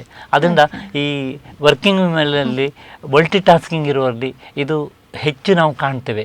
ಅದು ಕೂಡ ಈ ಮೆನ್ಸ್ಟ್ರುಯೇಷನ್ ಪೀರಿಯಡಲ್ಲಿ. ಈಗ ಅದು ಹೆಂಗಸರಲ್ಲಿ ಅದು ಸ್ವಾಭಾವಿಕವಾಗಿ ನ್ಯಾಚುರಲ್ ಪ್ರಕ್ರಿಯೆಯಾಗಿ ಬರುತ್ತೆ. ಮುಟ್ಟು ಸ್ಟಾರ್ಟ್ ಆದಾಗ ಮತ್ತು ಮುಟ್ಟು ತಿಂಗಳು ಹಾಗೂ ಮುಟ್ಟು ನಿಲ್ಲುವಾಗ ಹಾರ್ಮೋನ್ ವ್ಯತ್ಯಾಸ ಆಗಿ ಈಸ್ಟ್ರೋಜನ್ ಪ್ರೊಜೆಸ್ಟ್ರಾನ್ ಹಾರ್ಮೋನ್ದು ಇಫೆಕ್ಟ್ ನಮ್ಮ ಮೆದುಳಿನ ಮೇಲೆ ಲಿಂಬಿಕ್ ಸಿಸ್ಟಮ್ ಅಂತ ನಾವು ಹೇಳ್ತೇವೆ, ಅದರ ಮೇಲೆ ಪರಿಣಾಮವಾಗಿ ಆಗ ನಾವು ಎಷ್ಟು ಸಲ ನೋಡ್ತೇವೆ ಈ ಮುಟ್ಟಾಗೋಕ್ಕೆ 1-2 ದಿವಸ ಮುಂಚೆ ಅವರಿಗೆ ಪ್ರೀ ಮೆನ್ಸ್ಟ್ರುವಲ್ ಡಿಸ್ಫೋರಿಯಾ ಅಂತ ಹೇಳ್ತೇವೆ. ಅವರಿಗೆ ಮೂಡ್ ಅಪ್ಸೆಟ್ ಆಗುತ್ತೆ, ಸಿಟ್ಟು ಬರುತ್ತೆ, ಮೈಯೆಲ್ಲ ಬಿಸಿ ಆಗುತ್ತೆ, ಹಾಗೆಲ್ಲ ನಾವು ಕಾಣ್ತೇವೆ. ಈಗ ನಾನು ಈಗಾಗಲೇ ಹೇಳಿದಾಗೆ ಅವೇರ್ನೆಸ್ ಜಾಸ್ತಿ ಆದ ಕಾರಣ ಅವರಿಗೆ ಅರ್ಥ ಆಗುತ್ತೆ, ಅದನ್ನು ಅರ್ಥ ಮಾಡ್ಕೊಂಡು ಅದಕ್ಕೆ ಪರಿಹಾರಕ್ಕೆ ಬರ್ತಾರೆ. ಡಾಕ್ಟ್ರೇ ನಂಗೆ ಹೀಗೆ ಆಗುತ್ತೆ, ಡಾಕ್ಟ್ರೆ ನಂಗೆ ಈ ಥರ ಬರುತ್ತೆ, ಇದಕ್ಕೇನಾದರೂ ಪರಿಹಾರ ಮಾಡಲಿಕ್ಕಾಗುತ್ತಾ? ಎಸ್, ಖಂಡಿತ. ಓಕೆ, ಇವಾಗ ಮಹಿಳೆಯರ ಸಮಸ್ಯೆ ಬಗ್ಗೆ ಹೇಳಿದ್ರಿ ಕೂಡ. ಹಾಗಿದ್ರೆ ಈ PCOD PCOS ಅಂತ ಹೇಳ್ತಾರೆ, ಸೊ ಇದಕ್ಕೆ ಕೂಡ ಒತ್ತಡಕ್ಕೆ ಏನಾದರೂ ಸಂಬಂಧ ಇದೆಯಾ, ಹೇಗೆ? ಡೈರೆಕ್ಟ್ ಸಂಬಂಧ ಇಲ್ಲ, ಆದರೆ ಈ PCOS ನಾವು PCOD ಅಂತ ಈಗ ಹೇಳೋದಿಲ್ಲ, ಈಗ PCOS ಅಂತ ಹೇಳ್ತೇವೆ, ಅಂದರೆ ಪಾಲಿಸಿಸ್ಟಿಕ್ ಒವೇರಿಯನ್ ಸಿಂಡ್ರೋಮ್ ಅಂತ. ಆ ಥರ ಇದ್ದರೆ ಈ ಮುಟ್ಟಿನಲ್ಲಿ ಹಾರ್ಮೋನಲ್ಲಿ ವ್ಯತ್ಯಾಸ ಆಗುವಾಗ ಅದು ಇಂಡೈರೆಕ್ಟಾಗಿ ಮೆದುಳಿನ ಮೇಲೆ ಪರಿಣಾಮ ಬೀರ್ತದೆ. ಅಂದರೆ ನ್ಯೂರೋಕೆಮಿಕಲ್ಸ್ ಮೇಲೆ, ಸೆರೋಟೋನಿನ್, ನಾರಿಡ್ರಿನಲಿನ್, ಡೋಪಮಿನ್ ಅಂತ ಹೇಳಿದ್ರೆ ಅದು ಹ್ಯಾಪಿ ಹಾರ್ಮೋನ್ ಅಂತ ಹೇಳ್ತೇವೆ, ಅದು ಅದರ ಮೇಲೆ ಪ್ರಭಾವ ಬೀರಿ ಕೂಡ ಅದು ಇದು ಅಂದರೆ ಈ ಒವೇರಿಯನ್ ಸಿಸ್ಟ್ ಅದಾದಾಗ ಹಾರ್ಮೋನಲ್ ಚೇಂಜಸ್ ಆಗುತ್ತಲ್ಲ, ಅದು ನಮ್ಮ ಮೆದುಳಿನ ಮೇಲೆ ಪ್ರಭಾವ ಬೀರಿ ಅದರಿಂದ ನಾವು ಒತ್ತಡ ಇರ್ಬೋದು ಅಥವಾ ಡಿಪ್ರೆಷನ್ ಇರ್ಬೋದು, ಹಾಗೆ ಚೇಂಜಸ್ ಬರಲಿಕ್ಕೆ ಸಾಧ್ಯತೆ ಉಂಟು. ಓಕೆ, ಇನ್ನೊಂದು, ಈ ಮಹಿಳೆಯರು ಹೊರಗಡೆ ಕೂಡ ವರ್ಕ್ ಮಾಡ್ತಾರೆ, ಒಳಗಡೆ ಕೂಡ ವರ್ಕ್ ಮಾಡ್ತಾ ಇರ್ತಾರೆ. ಹಾಗಿದ್ರೆ ಅವರಿಗೊಂದು ಪ್ರಮುಖವಾದ ಸಲಹೆ ನೀಡೋದಾದ್ರೆ ಯಾವ ರೀತಿಯಾಗಿ ಒತ್ತಡವನ್ನು ನಿವಾರಣೆ ಮಾಡಬಹುದು ಅಂತ? ಖಂಡಿತ. ಈಗ ನೀವು ಹೇಳಿದಾಗೆ ಇದನ್ನು ಮಲ್ಟಿ ಟಾಸ್ಕಿಂಗ್ ಅಂತ ಹೇಳ್ತೇವೆ. ಹೊರಗಡೆ ಅಂತ ಹೇಳಿದರೆ ಬ್ಯಾಂಕ್ ವರ್ಕ್ ಇರ್ಬೋದು, ಅಥವಾ ಟೀಚಿಂಗ್ ಇರ್ಬೋದು, ಅಥವಾ ಅವರ ಆಫೀಸ್ ವರ್ಕ್ ಇರ್ಬೋದು. ಒಳಗಡೆ ಅಂತ ಹೇಳಿದರೆ ಮನೆ ಒಳಗಿನ ಅವರ ಜವಾಬ್ದಾರಿ ಅಂತ ನಾನು ನೆನೆಸ್ಕೊಳ್ತೇನೆ. ಇದರಲ್ಲಿ ಬ್ಯಾಲೆನ್ಸಿಂಗ್ ಮತ್ತು ಪ್ರಯಾರಿಟಿ ಕೊಟ್ಟು ಮಾಡುವಂಥದ್ದು ತುಂಬ ಮುಖ್ಯ. ಅವರಿಗೆ ಒಂದು ನೀವು ಹೇಳಿದ ಎಕ್ಸಾಂಪಲ್ ತಗೊಂಡ್ರೆ, ಅವರ ಬೆಳಿಗ್ಗೆ 7 ಆಗಿಂದನೇ ಅವರದ್ದು ಒತ್ತಡ ಸ್ಟಾರ್ಟ್ ಆಗುತ್ತೆ.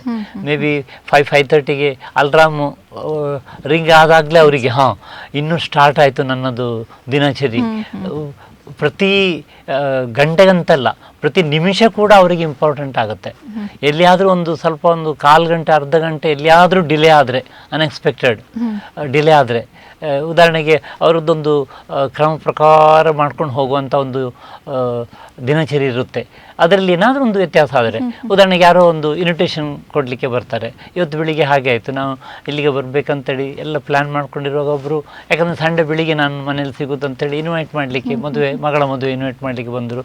ಸೊ ಒಂದು 10 ನಿಮಿಷ, 1/4 ಗಂಟೆ ಅವ್ರ ಹತ್ರ ಮಾತಾಡಬೇಕಾಗತ್ತೆ. ಹಾಗೆ ಅದನ್ನು ಮಧ್ಯದಲ್ಲಿ ಏನಾದರೂ ಒಂದು ಅನ್ಎಕ್ಸ್ಪೆಕ್ಟೆಡ್ನ ಅಲೋ ಮಾಡಬೇಕಾದ್ರೆ ಅವ್ರ ದಿನಚರಿ ವ್ಯತ್ಯಾಸ ಆಗುತ್ತೆ. ಅದಕ್ಕೆ ನಾವು ಬಫರಿಂಗ್ ಟೈಮ್ ಅಂತ ಇಟ್ಕೊಳ್ಬೇಕಾಗತ್ತೆ. ಎಲ್ಲಿಗೆ ಹೊರಡಿದ್ರು ಕೂಡ ಒಂದು 1/4 ಗಂಟೆ ಮುಂಚಿತವಾಗಿ ಪ್ಲ್ಯಾನ್ ಮಾಡಿಕೊಂಡ್ರೆ ಅಟ್ಲೀಸ್ಟ್ ಬಫರಿಂಗ್ ಇರುತ್ತೆ. ಇಲ್ಲಿದ್ರೆ ಆಫೀಸಿಗೆ ದಿನ ಲೇಟ್ ಹೋಗುವಾಗಲೇ ಒಂದು ಗಿಲ್ಟ್, ಅಲ್ಲಿ ಪ್ರತಿ ದಿವಸ ಸಾರಿ ಹೇಳ್ಕೊಂಡೆ ಹೋಗುವಂಥದ್ದು, ಅದು ಮುಂದಿನ ಕೆಲಸದ ಮೇಲೆ ಇಫೆಕ್ಟ್ ಆಗುತ್ತೆ. ಅದರಿಂದ ಅವರ ಟೈಮ್ ಮ್ಯಾನೇಜ್ಮೆಂಟು ಅದೆಲ್ಲ ಕೂಡ, ಅದು ಈ ಮಲ್ಟಿ ಟಾಸ್ಕಿಂಗ್ ಅಂತ ಹೇಳಿದು, ಅದಕ್ಕೆಲ್ಲ ಅವರು ಬಫರಿಂಗ್ ಸ್ವಲ್ಪ ಸಮಯ ಮಧ್ಯದಲ್ಲಿ ಇಟ್ಕೊಳ್ಳುವಂಥದ್ದು ತುಂಬ ಮುಖ್ಯ.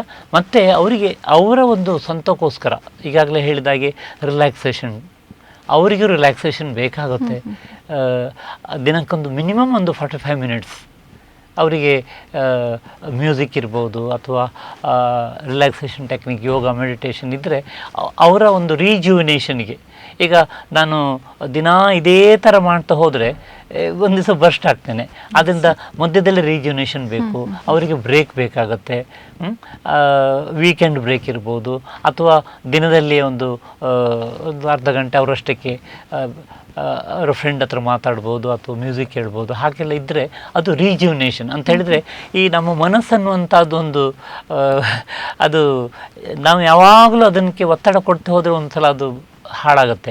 ಉದಾಹರಣೆಗೆ ಈಗ ಜನರೇಟರ್ ಎಷ್ಟು ಗಂಟೆ ಆನ್ ಇಡಲಿಕ್ಕೆ ಆಗುತ್ತೆ, ಒಂದು 18-20 ಗಂಟೆ ಆದಮೇಲೆ ಅದು ಇನ್ನೂ ನಾನು ಕೆಲಸ ಮಾಡಲಿಕ್ಕೆ ಆಗೋದಿಲ್ಲ ಅಂತ ಹೀಟಾಗಿ ಸ್ಟಾಪ್ ಆಗಿಬಿಡುತ್ತೆ. ಹಾಗೆ ನಮ್ಮ ಮನಸ್ಸು ಕೂಡ ಹಾಗೆ, ಅದು ನಿರಂತರ ಮೆದುಳು ಕೆಲಸ ಮಾಡಲಿಕ್ಕೆ ಆಗೋದಿಲ್ಲ. ಅದಕ್ಕೂ ಕೂಡ ಒಂದು ರೆಸ್ಟ್ ಬೇಕಾಗುತ್ತೆ. ಅದಕ್ಕೆ ನಾವು ನಿದ್ರೆ ಅನ್ನುವಂಥದ್ದು ಇಷ್ಟು ಬೇಕಂತ ಹೇಳೋದು ಅದೇ ಉದ್ದೇಶದಿಂದ. ಯಾಕಂದರೆ ಆ ನಿದ್ರೆ ಟೈಮಲ್ಲಿ ರಾತ್ರಿ 10 ಗಂಟೆ ರಾತ್ರಿ ಇಂದ ಬೆಳಿಗ್ಗೆ 6 ಗಂಟೆ ಮಧ್ಯ ಈ ಒಂದು 8 ಗಂಟೆಗಳ ನಡುವೆ ನಾವೊಂದು 6-7 ಗಂಟೆ ಆದರೂ ಚೆನ್ನಾಗಿ ನಿದ್ರೆ ಮಾಡಿದರೆ ಅದು ನಮಗೆ ರೀಜುನೇಷನ್ ಆಗುತ್ತೆ, ಮೆದುಳಿಗೆ ಅದು ಹೊಸ ಹುರುಪು ಕೊಡುತ್ತೆ. ಮಾರನೇ ದಿವಸ ನೆಕ್ಸ್ಟ್ ಡೇ ಬೆಳಿಗ್ಗೆ ಏಳುವಾಗ ಉಲ್ಲಾಸದಲ್ಲಿ ಎದ್ದು ಕೆಲಸ ಮಾಡಲಿಕ್ಕೆ today is another day where I can manage very well ಅಂತ ಆ ಥರ ಕಾನ್ಫಿಡೆನ್ಸ್ ಬರುವಂತಾಗುತ್ತೆ. ಇಲ್ಲದಿದ್ದರೆ ನಿದ್ರೆ ಸಾಕಾಗದೇ ಇದ್ದರೆ, ಸ್ಟ್ರೆಸ್ ಜಾಸ್ತಿ ಆದರೆ ಆ ನಿದ್ರಾಹೀನತೆಯಿಂದ ಬೆಳಿಗ್ಗೆಯೂ ಕಷ್ಟ ಆಗುತ್ತೆ, ದಿನ ಎಳ್ಕೊಂಡು ಹೋಗುತ್ತೆ, ಕಷ್ಟ. ಹಾಗೆ ಅದು ಪೆಂಟಪ್ ಆಗಿ ಮತ್ತೆ ಕಡೆಗೆ ಡಿಪ್ರೆಷನ್ನ ಅಥವಾ ಬೇರೆ ಥರದ ಕಾಯಿಲೆ, ಸೊಮಟೈಸೇಷನ್ ಇರ್ಬೋದು, ಆಬ್ಸೆಷನ್, OCD ಇರ್ಬೋದು, ನಾನಾ ಥರದ ಕಾಯಿಲೆಗೆ ಕಾರಣ ಆಗಲಿಕ್ಕೆ ಸಾಧ್ಯತೆ ಇರುತ್ತೆ. ಓಕೆ, ಇನ್ನು ಸಂಬಂಧದಲ್ಲಿ ಪೊಸೆಸಿವ್ನೆಸ್ ಇರುತ್ತೆ, ಇರಲೇಬೇಕು ಕೂಡ. ಆದರೂ ಓವರ್ ಪೊಸೆಸಿವ್ ಹೀಗಿದ್ರೆ ಏನು ಸಂಬಂಧದಲ್ಲಿ ಏನು ವ್ಯತ್ಯಾಸ ಆಗುತ್ತೆ, ಏನು ಪರಿಣಾಮ ಬೀರುತ್ತೆ? ಇದೊಂದು ಒಳ್ಳೆ ಕ್ವಶನ್ ಕೇಳಿದಿರಿ ನೀವು. ಇದು ಪ್ರತಿ ಸಂಬಂಧದಲ್ಲಿ ಪೊಸೆಷನ್ ಬೇಕು, ಇದು ನಮ್ಮದು ಅನ್ನುವಂಥ ಒಂದು ಪೊಸೆಷನ್ ಬೇಕು, ನಿಜ. ಪೊಸೆಷನ್ನೇ ಇಲ್ಲದೇ ಇದ್ದರೆ ಅದರಲ್ಲಿ ಸಂಬಂಧಕ್ಕೆ ಬೆಲೆ ಇರುವುದಿಲ್ಲ. ಆದರೆ ನೀವು ಹೇಳಿದಾಗ ಇದು ಪೊಸೆಷನ್ ಅನ್ನುವಂಥದ್ದು ಮಿತಿ ಮೀರಿದರೆ, ಈಗ ಎರಡು ಮನಸ್ಸಂತ ಹೇಳುವಾಗ ಅದರಲ್ಲಿ ಇನ್ನೊಂದು ಮನಸ್ಸನ್ನು ಪೂರ್ತಿ ನಾವು ಕಂಟ್ರೋಲ್ ಮಾಡಲಿಕ್ಕೆ ಆಗೋದಿಲ್ಲ. ಅಲ್ಲಿ ಏನೋ ಒಂದು ಪ್ರೈವೇಸಿಗೆ ಸ್ಕೋಪ್ ಇರಬೇಕು. ಇಲ್ಲದಿದ್ದರೆ ಏನಾಗುತ್ತಂದರೆ ನಾವು ಫುಲ್ ಕಂಟ್ರೋಲ್, ಇದು ಇಡೀ ಅವರ ಮನಸ್ಸು, ಅವರು ಫುಲ್ ನನ್ನ ಹಿಡಿತದಲ್ಲೇ ಇರಬೇಕು, ನನ್ನ ಕಂಟ್ರೋಲಲ್ಲೇ ಇರಬೇಕು, ಅವರು ನನ್ನವರು. ಭಾವನೆ ಕರೆಕ್ಟ್, ಆದರೆ ಅದು ಮೀರಿ ಹೋದರೆ ಅದು ನೀವು ಹೇಳಿದಾಗ ಅದು ಓವರ್ ಪೊಸೆಷನ್ ಆಗುತ್ತೆ. ಆಮೇಲೆ ಏನಾಗುತ್ತೆ ಅಂತ ಹೇಳಿದರೆ, ಈ ಓವರ್ ಪೊಸೆಷನ್ ಜಾಸ್ತಿ ಆದರೆ ಅವರ ಸ್ವಾತಂತ್ರ್ಯ ಎಲ್ಲ ಹೋಗುತ್ತೆ, ಪ್ರೈವೇಸಿ ಏನಿರುವುದಿಲ್ಲ. ಆವಾಗ ಇದನ್ನು ಇನ್ನೊಂದು ವ್ಯಕ್ತಿಗೆ ನಿಭಾಯಿಸಲಿಕ್ಕೆ ತುಂಬ ಕಷ್ಟ ಆಗುತ್ತೆ. ಅವ್ರು ಎಲ್ಲಿ ಹೋದರು, ಅವರು ಕೀಪಿಂಗ್ ಟ್ರ್ಯಾಕ್ ಆಫ್ ದ್ಯಾಟ್, ಅಥವಾ ಮೊಬೈಲ್ ಚೆಕ್ ಮಾಡುವಂಥದ್ದು, ಈಗ ಅದೆಲ್ಲ ನಾವು ತುಂಬ ನೋಡ್ತೇವೆ. ಅಲ್ಲಿ ಏನಾದರೂ ಒಂದು ಬೇರೆ ಏನಾದರೂ ಒಂದು ಚಾಟ ಅಥವಾ ಬೇರೆ ಏನಾದರೂ ಒಂದು ಇದ್ದರೂ ಕೂಡ ಸಂಶಯ ಸ್ಟಾರ್ಟ್ ಆಗುತ್ತೆ. ಈ ಪೊಸೆಸಿವ್ನೆಸ್ ಒಂದು ಹಂತ ಮೀರಿ ಹೋದಾಗ ಅದರಿಂದಾಗಿ ತುಂಬ ಸಮಸ್ಯೆ ಆಗುತ್ತೆ. ನಾನೊಂದು ಉದಾಹರಣೆ ಹೇಳ್ತೇನೆ. ಇದು ಇತ್ತೀಚೆಗೆ ಆದಂಥ ಒಂದು ಘಟನೆ. ಒಂದು ಹುಡುಗಿ, she got admitted to our hospital with wrist lash ಮಾಡಿದೆ. ಯಾಕಂತ ಹೇಳಿದರೆ ಅವಳ ಬಾಯ್ ಫ್ರೆಂಡ್ ದಿನ ಸಂಜೆ ಒಂದು 1 ಅವರ್ ಮಾತಾಡೋದಿರ್ತದೆ, 9 ಗಂಟೆದು 10 ಗಂಟೆ, ವಾಟ್ ಎವರ್ ಇಟ್ ಈಸ್. ಒಂದು ದಿವಸ ಏನಾಯ್ತಂದರೆ ಅವ್ರು ಫೋನ್ ಮಾಡುವಾಗ ಆ ಫೋನ್ ವಾಸ್ ಗೆಟಿಂಗ್ ಎಂಗೇಜ್ ಆದಮೇಲೆ ಒಂದು ಸ್ವಲ್ಪ ಹೊತ್ತು ಆದಮೇಲೆ ಟ್ರೈ ಮಾಡಿದ್ಲು, ಎಂಗೇಜ್, ಮತ್ತೆ ಟ್ರೈ ಮಾಡಿದ್ಲು, ಎಂಗೇಜ್. ಅವಳು ಒಂದು ಅರ್ಧ ಗಂಟೆಯಲ್ಲಿ ಸಾಧಾರಣ ಒಂದು 24 ಕಾಲ್ ಮಾಡಿದಾಳು. ಅಷ್ಟು ಕಾಲ್ ಕೂಡ ಎಂಗೇಜ್ ಆಯಿತು. ಆವಾಗ ಅವಳಿಗೆ ಇದು ನನ್ನನ್ನು ಬಿಟ್ಟು ಬೇರೆ ಯಾರ್తో ಮಾತಾಡ್ತಾರೆ, ಬೇರೆ ಏನೋ ಸಂಬಂಧ ಇರಬೇಕು ಅಂತ ಹಾಗೆ ಅದನ್ನು ಭಾವಿಸಿ, ಅದು ಅಂದರೆ ನನ್ನ ಹತ್ರ ಮಾತ್ರ ಇರಬೇಕು, ಆ ಥರದ ಅಷ್ಟು ಮಾತಾಡುವಂಥದ್ದು ಬೇರೆ ಯಾರ ಹತ್ರ ಮಾತಾಡಲಿಕ್ಕೆ ಆಗ್ತದೆ ಅಂತ ಹೇಳಿ, ನನ್ನ ಇಂಪಾರ್ಟೆನ್ಸ್ ಗೊತ್ತಾಗೋದಿಲ್ಲ ಅವರಿಗೆ, ನಾನು ಇಲ್ಲದಿದ್ದರೆಲ್ಲ ಗೊತ್ತಾಗೋದು ಅಂತ ಹೇಳಿ ಅದನ್ನು ಅಟೆಂಪ್ಟ್ ಮಾಡ್ಕೊಂಡು ಬಂದಿದ್ದಾರೆ. ಲಕ್ಕಿಲಿ ಅದು ರೇಡಿಯಲ್ ಆರ್ಟ್ರಿಯಲ್ಲಿ ಬರಲಿಲ್ಲ, ಸ್ವಲ್ಪ ಹಿಂದೆ ಇತ್ತು, ಅದರಿಂದ ಬಚಾವಾಯಿತು, ನಾವು ಇದು ಮಾಡಲಿಕ್ಕಾಯ್ತು. ಅದೇನಾದರೂ ರೇಡಿಯಲ್ ಆರ್ಟ್ರಿ ಕಟ್ಟಾಗಿದ್ದರೆ should have blood to death ಅಂಥ ಒಂದು ಪರಿಸ್ಥಿತಿಯೆಲ್ಲ ನಾವು ನೋಡ್ತೇವೆ. ಇದೊಂದು ಸಣ್ಣ ಉದಾಹರಣೆ ಕೊಟ್ಟದಷ್ಟೇ. ಅಂದರೆ ಅಷ್ಟು ಪೊಸೆಸಿವ್ನೆಸ್, ನನ್ನನ್ನು ಬಿಟ್ಟು ಬೇರೆಯವ್ರನ್ನ ನೋಡಬಾರ್ದು, ನನ್ನನ್ನು ಬಿಟ್ಟು ಬೇರೆಯವ್ರನ್ನ ಮಾತಾಡಬಾರ್ದು, ನನ್ನನ್ನು ಬಿಟ್ಟು ಬೇರೆ ಪ್ರಪಂಚವನ್ನೇ ಇಲ್ಲದಾಗೆ ನಾನೇ ಪ್ರಪಂಚ, ಅವಳಿಗೆ ನಾನೇ ಪ್ರಪಂಚ, ಹಾಗೆ ಇರಬೇಕನ್ನುವಂಥ ಒಂದು ನಿರೀಕ್ಷೆ ಇರ್ತದಲ್ಲ, ಅದು ಕೆಲವು ಟೈಮು ಆ ಗಡಿ ಮೀರಿ ಹೋಗ್ತದೆ. ಪ್ರತಿಯೊಬ್ಬ ಮನುಷ್ಯನಿಗೂ ಅವನದ್ದೇ ಆದ ಆಲೋಚನೆ, ಅವನದ್ದೇ ಆದ ಭಾವನೆ, ಅವನದ್ದೇ ಆದ ವರ್ತನೆ ಇರ್ತದೆ. ಅದು ಸ್ವಂತಿಕೆ ಅಂತ ಹೇಳ್ತಾರೆ. ಅದು ಸಂಬಂಧ ಅಂತ ಬರುವಾಗ ಅದೆರಡರ ಜೋಡಣೆ ಆಗ್ತದೆ, ಇನ್ನೂ ಹೆಚ್ಚಾದರೆ ಬೆಸುಗೆ ಆಗ್ತದೆ. ಆ ಬೆಸುಗೆ ಆಗಬೇಕು, ಆಗ ಸಂಬಂಧ ಉಳಿತದೆ. ಯೋಚನೆ, ಒಬ್ಬರ ಲೈಕಿಂಗ್ ಇನ್ನೊಬ್ಬರ ಲೈಕಿಂಗ್, ಅದರಲ್ಲಿ ಕಾಮನಾಲಿಟಿ ಇರುತ್ತೆ, ಅದರಲ್ಲಿ ಅವರು ಪರಸ್ಪರ ಅರ್ಥ ಮಾಡ್ಕೊಳ್ತಾರೆ. That is very important, understanding ಅಂತ ಹೇಳ್ತೇವೆ. ಭಾವನೆ ಕೂಡ ಹಾಗೆ, ಒಬ್ರದ್ದೊಬ್ಬರು ಕಾಂಪ್ಲಿಮೆಂಟ್ ಆಗಿರುತ್ತೆ, ಅರ್ಥ ಮಾಡ್ಕೊಳ್ತಾರೆ. ಅದು ಜೋಡಣೆಗೆ ಹೆಲ್ಪ್ ಆಗುತ್ತೆ. ಯಾವಾಗಲೂ ಭಾವನೆ ಅನ್ನುವಂಥದ್ದು ತುಂಬ ನಾವು ಹೇಳ್ತೇವಲ್ಲ, ಗಮ್ ಅಂತ ಹೇಳ್ತೇವಲ್ಲ, ಗಮ್ಮಿನ ಥರ. ಈ ಸಂಬಂಧದಲ್ಲಿ ಭಾವನೆ ಇಲ್ಲದಿದ್ದರೆ ಅದನ್ನು ಜೋಡಿಸೋದು ಕಷ್ಟ. ಅದರಿಂದ ಭಾವನೆ ಅದಕ್ಕೆ ಒಂದು ದಾರ ಇರ್ದ ಹಾಗೆ ಅದು ಅಷ್ಟು ಬೆಸುಗೆಯಾಗಿರುತ್ತೆ, ಇರಬೇಕು. ಆವಾಗ ಅದು ಸಂಬಂಧ ಉಳಿತದೆ.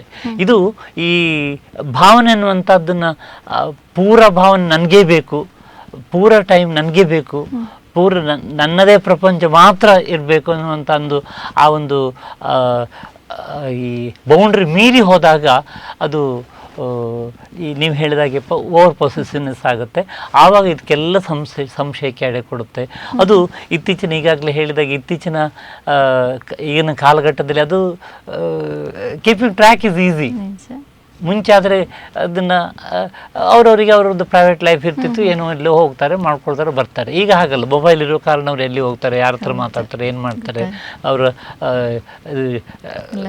ಇಡೀ ಒಂದು ಜೀವನದ ದೇಹದ ಪ್ಯಾರಲಲ್ಲೇ ಮೊಬೈಲ್ ಅಂತ ಹೇಳ್ಬೋದು. ಅದನ್ನ ಮೊಬೈಲ್ ಟ್ರ್ಯಾಕ್ ಎವ್ರಿಥಿಂಗ್. ಆಗ ಅದನ್ನು ಚೆಕ್ ಮಾಡುವಂಥದ್ದು.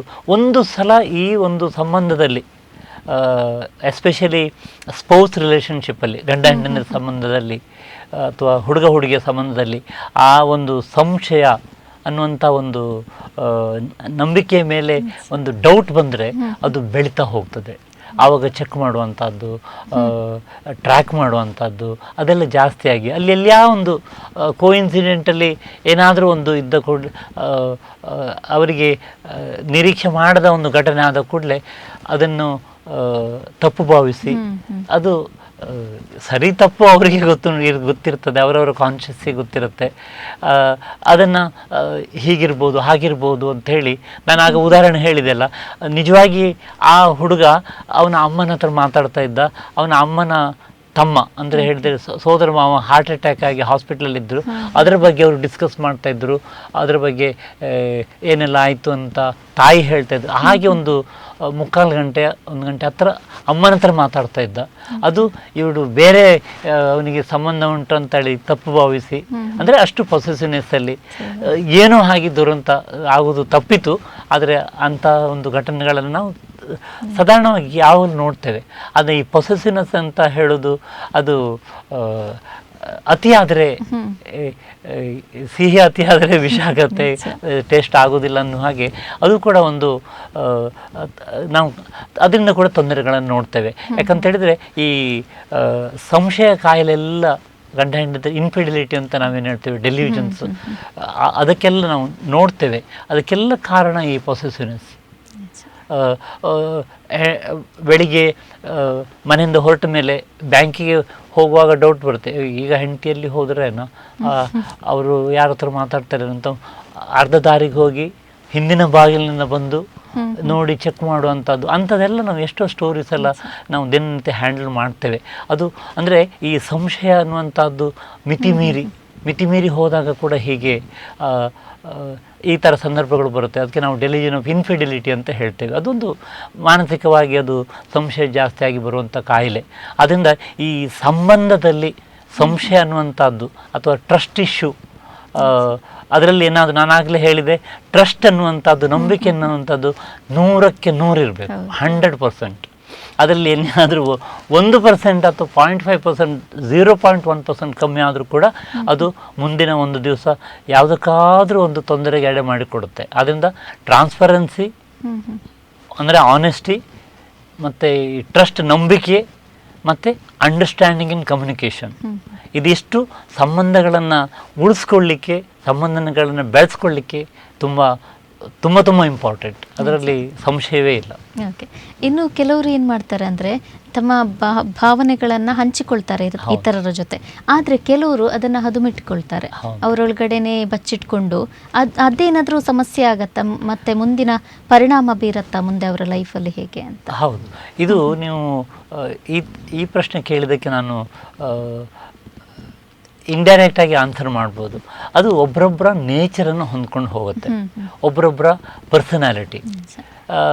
ಕೆಲವು ಪರ್ಸನಾಲಿಟಿ ಅಂತ ಹೇಳಿದರೆ ಫಿಸಿಕಲ್ ಅಲ್ಲ, ಆಫ್ಕೋರ್ಸ್ ಸೈಕಲಾಜಿಕಲ್ ಪರ್ಸನಾಲಿಟಿ. ಒಬ್ಬರ ನೇಚರ್ ಎಲ್ಲ ಹೇಳುವಂಥ ನೇಚರ್ ಇರ್ಬೋದು.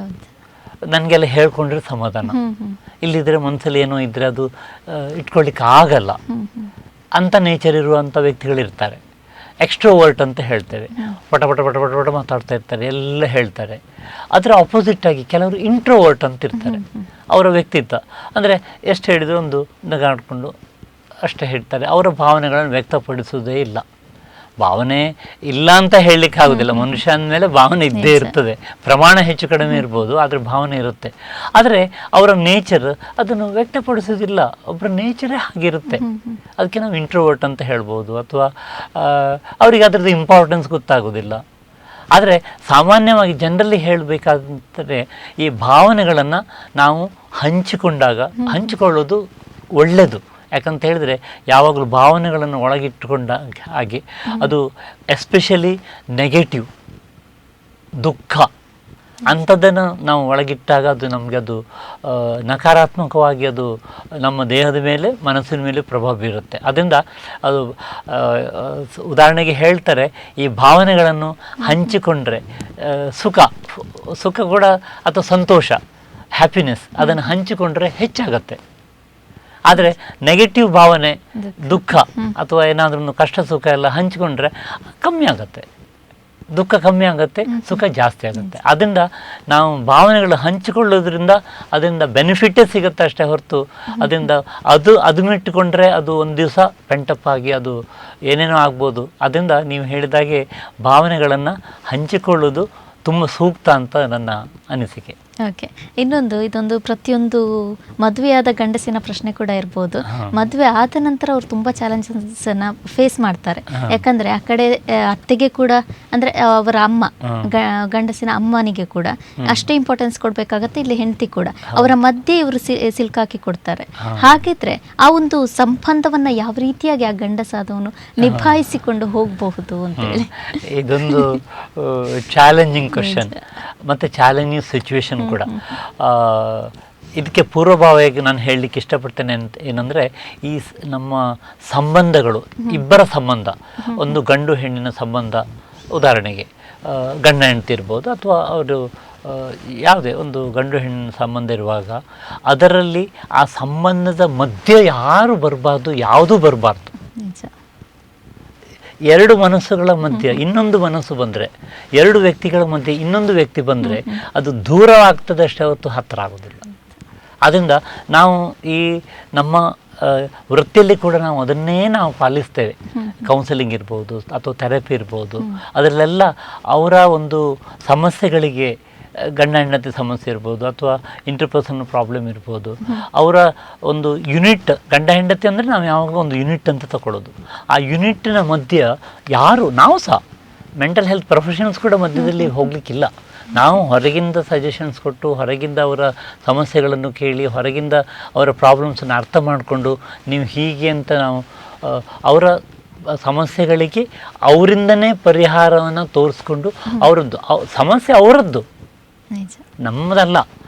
ನಾವು ಅವರಿಗೆ ಕೆಟಾಲಿಸ್ಟ್, ಅವರಿಗೆ ಹೆಲ್ಪ್ ಮಾಡಲಿಕ್ಕೆ ನಮ್ಮ ಒಂದು ನಾಲೆಜ್ ಸ್ಕಿಲ್ ಏನುಂಟು, ನಮ್ಮ ಇದರ ಅಂಡರ್ಸ್ಟ್ಯಾಂಡಿಂಗ್ ಏನುಂಟು, ಅದರ ಇದರಲ್ಲಿ ಪ್ರೊಫೆಷನಲ್ ನೆಲೆಯಲ್ಲಿ, ಪ್ಯೂರ್ಲಿ ಪ್ರೊಫೆಷನಲ್ ನೆಲೆಯಲ್ಲಿ ನಾವು ಅವರಿಗೆ ಸಪೋರ್ಟ್ ಮಾಡಿ ಅವರನ್ನು ಒಂದು ಯೂನಿಟನ್ನು ತಗೊಂಡು ಹೋಗ್ಲಿಕ್ಕೆ ಅಷ್ಟೇ ಹೊರತು ಅವರ ಮಧ್ಯದಲ್ಲಿ ಯಾರೂ ಬರಲಿಕ್ಕಿಲ್ಲ.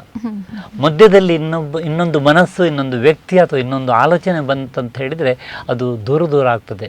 ಎರಡು ದೋಣಿ ಬೇರೆ ಬೇರೆ ಆಗ್ತದೆ. ಅದು ಎರಡು ದೋಣಿ ಆಗಲಿಕ್ಕೆ ಬಿಡಬಾರ್ದು, ಅದನ್ನು ಒಂದೇ ದೋಣಿಯಲ್ಲಿ ಹಾಕುವಂಥ ಒಂದು ಪ್ರಯತ್ನ ನಾವು ಮಾಡಬೇಕು. ಈಗ ನೀವು ಹೇಳಿದಿರಿ, ಒಂದು ಉದಾಹರಣೆ ಕೊಟ್ಟರೆ, ಮದುವೆ ಆದ ಮೇಲೆ ತಂಗಿ ಇರ್ಬೋದು, ಅಮ್ಮ ಇರ್ಬೋದು, ಅವರನ್ನು ಮತ್ತು ಹೆಂಡತಿನ ಹೇಗೆ ಬ್ಯಾಲೆನ್ಸ್ ಮಾಡಬಹುದು ಅಂತ. ಅದು ಒಂದು ಚಾಲೆಂಜ್. ಅದು ನಿಜವಾಗಿ ಅದು ಒಂದು ಕಡೆಯಲ್ಲಿ ತುತ್ತು ಕೊಟ್ಟವಳು, ಒಂದು ಕಡೆಯಲ್ಲಿ ಮುತ್ತು ಕೊಡುವವರು ಅಂತ ಈಗ ಹೇಳ್ತಾರಲ್ಲ ಹಾಗೆ. ಆದರೆ ಅದು ಆ ಪ್ರೀತಿ ಅನ್ನುವಂಥದ್ದು, ಅಫೆಕ್ಷನ್ ಅನ್ನುವಂಥದ್ದು, ಅದಕ್ಕೆ ಈ ಡೈಮೆನ್ಷನ್ನೇ ಬೇರೆ.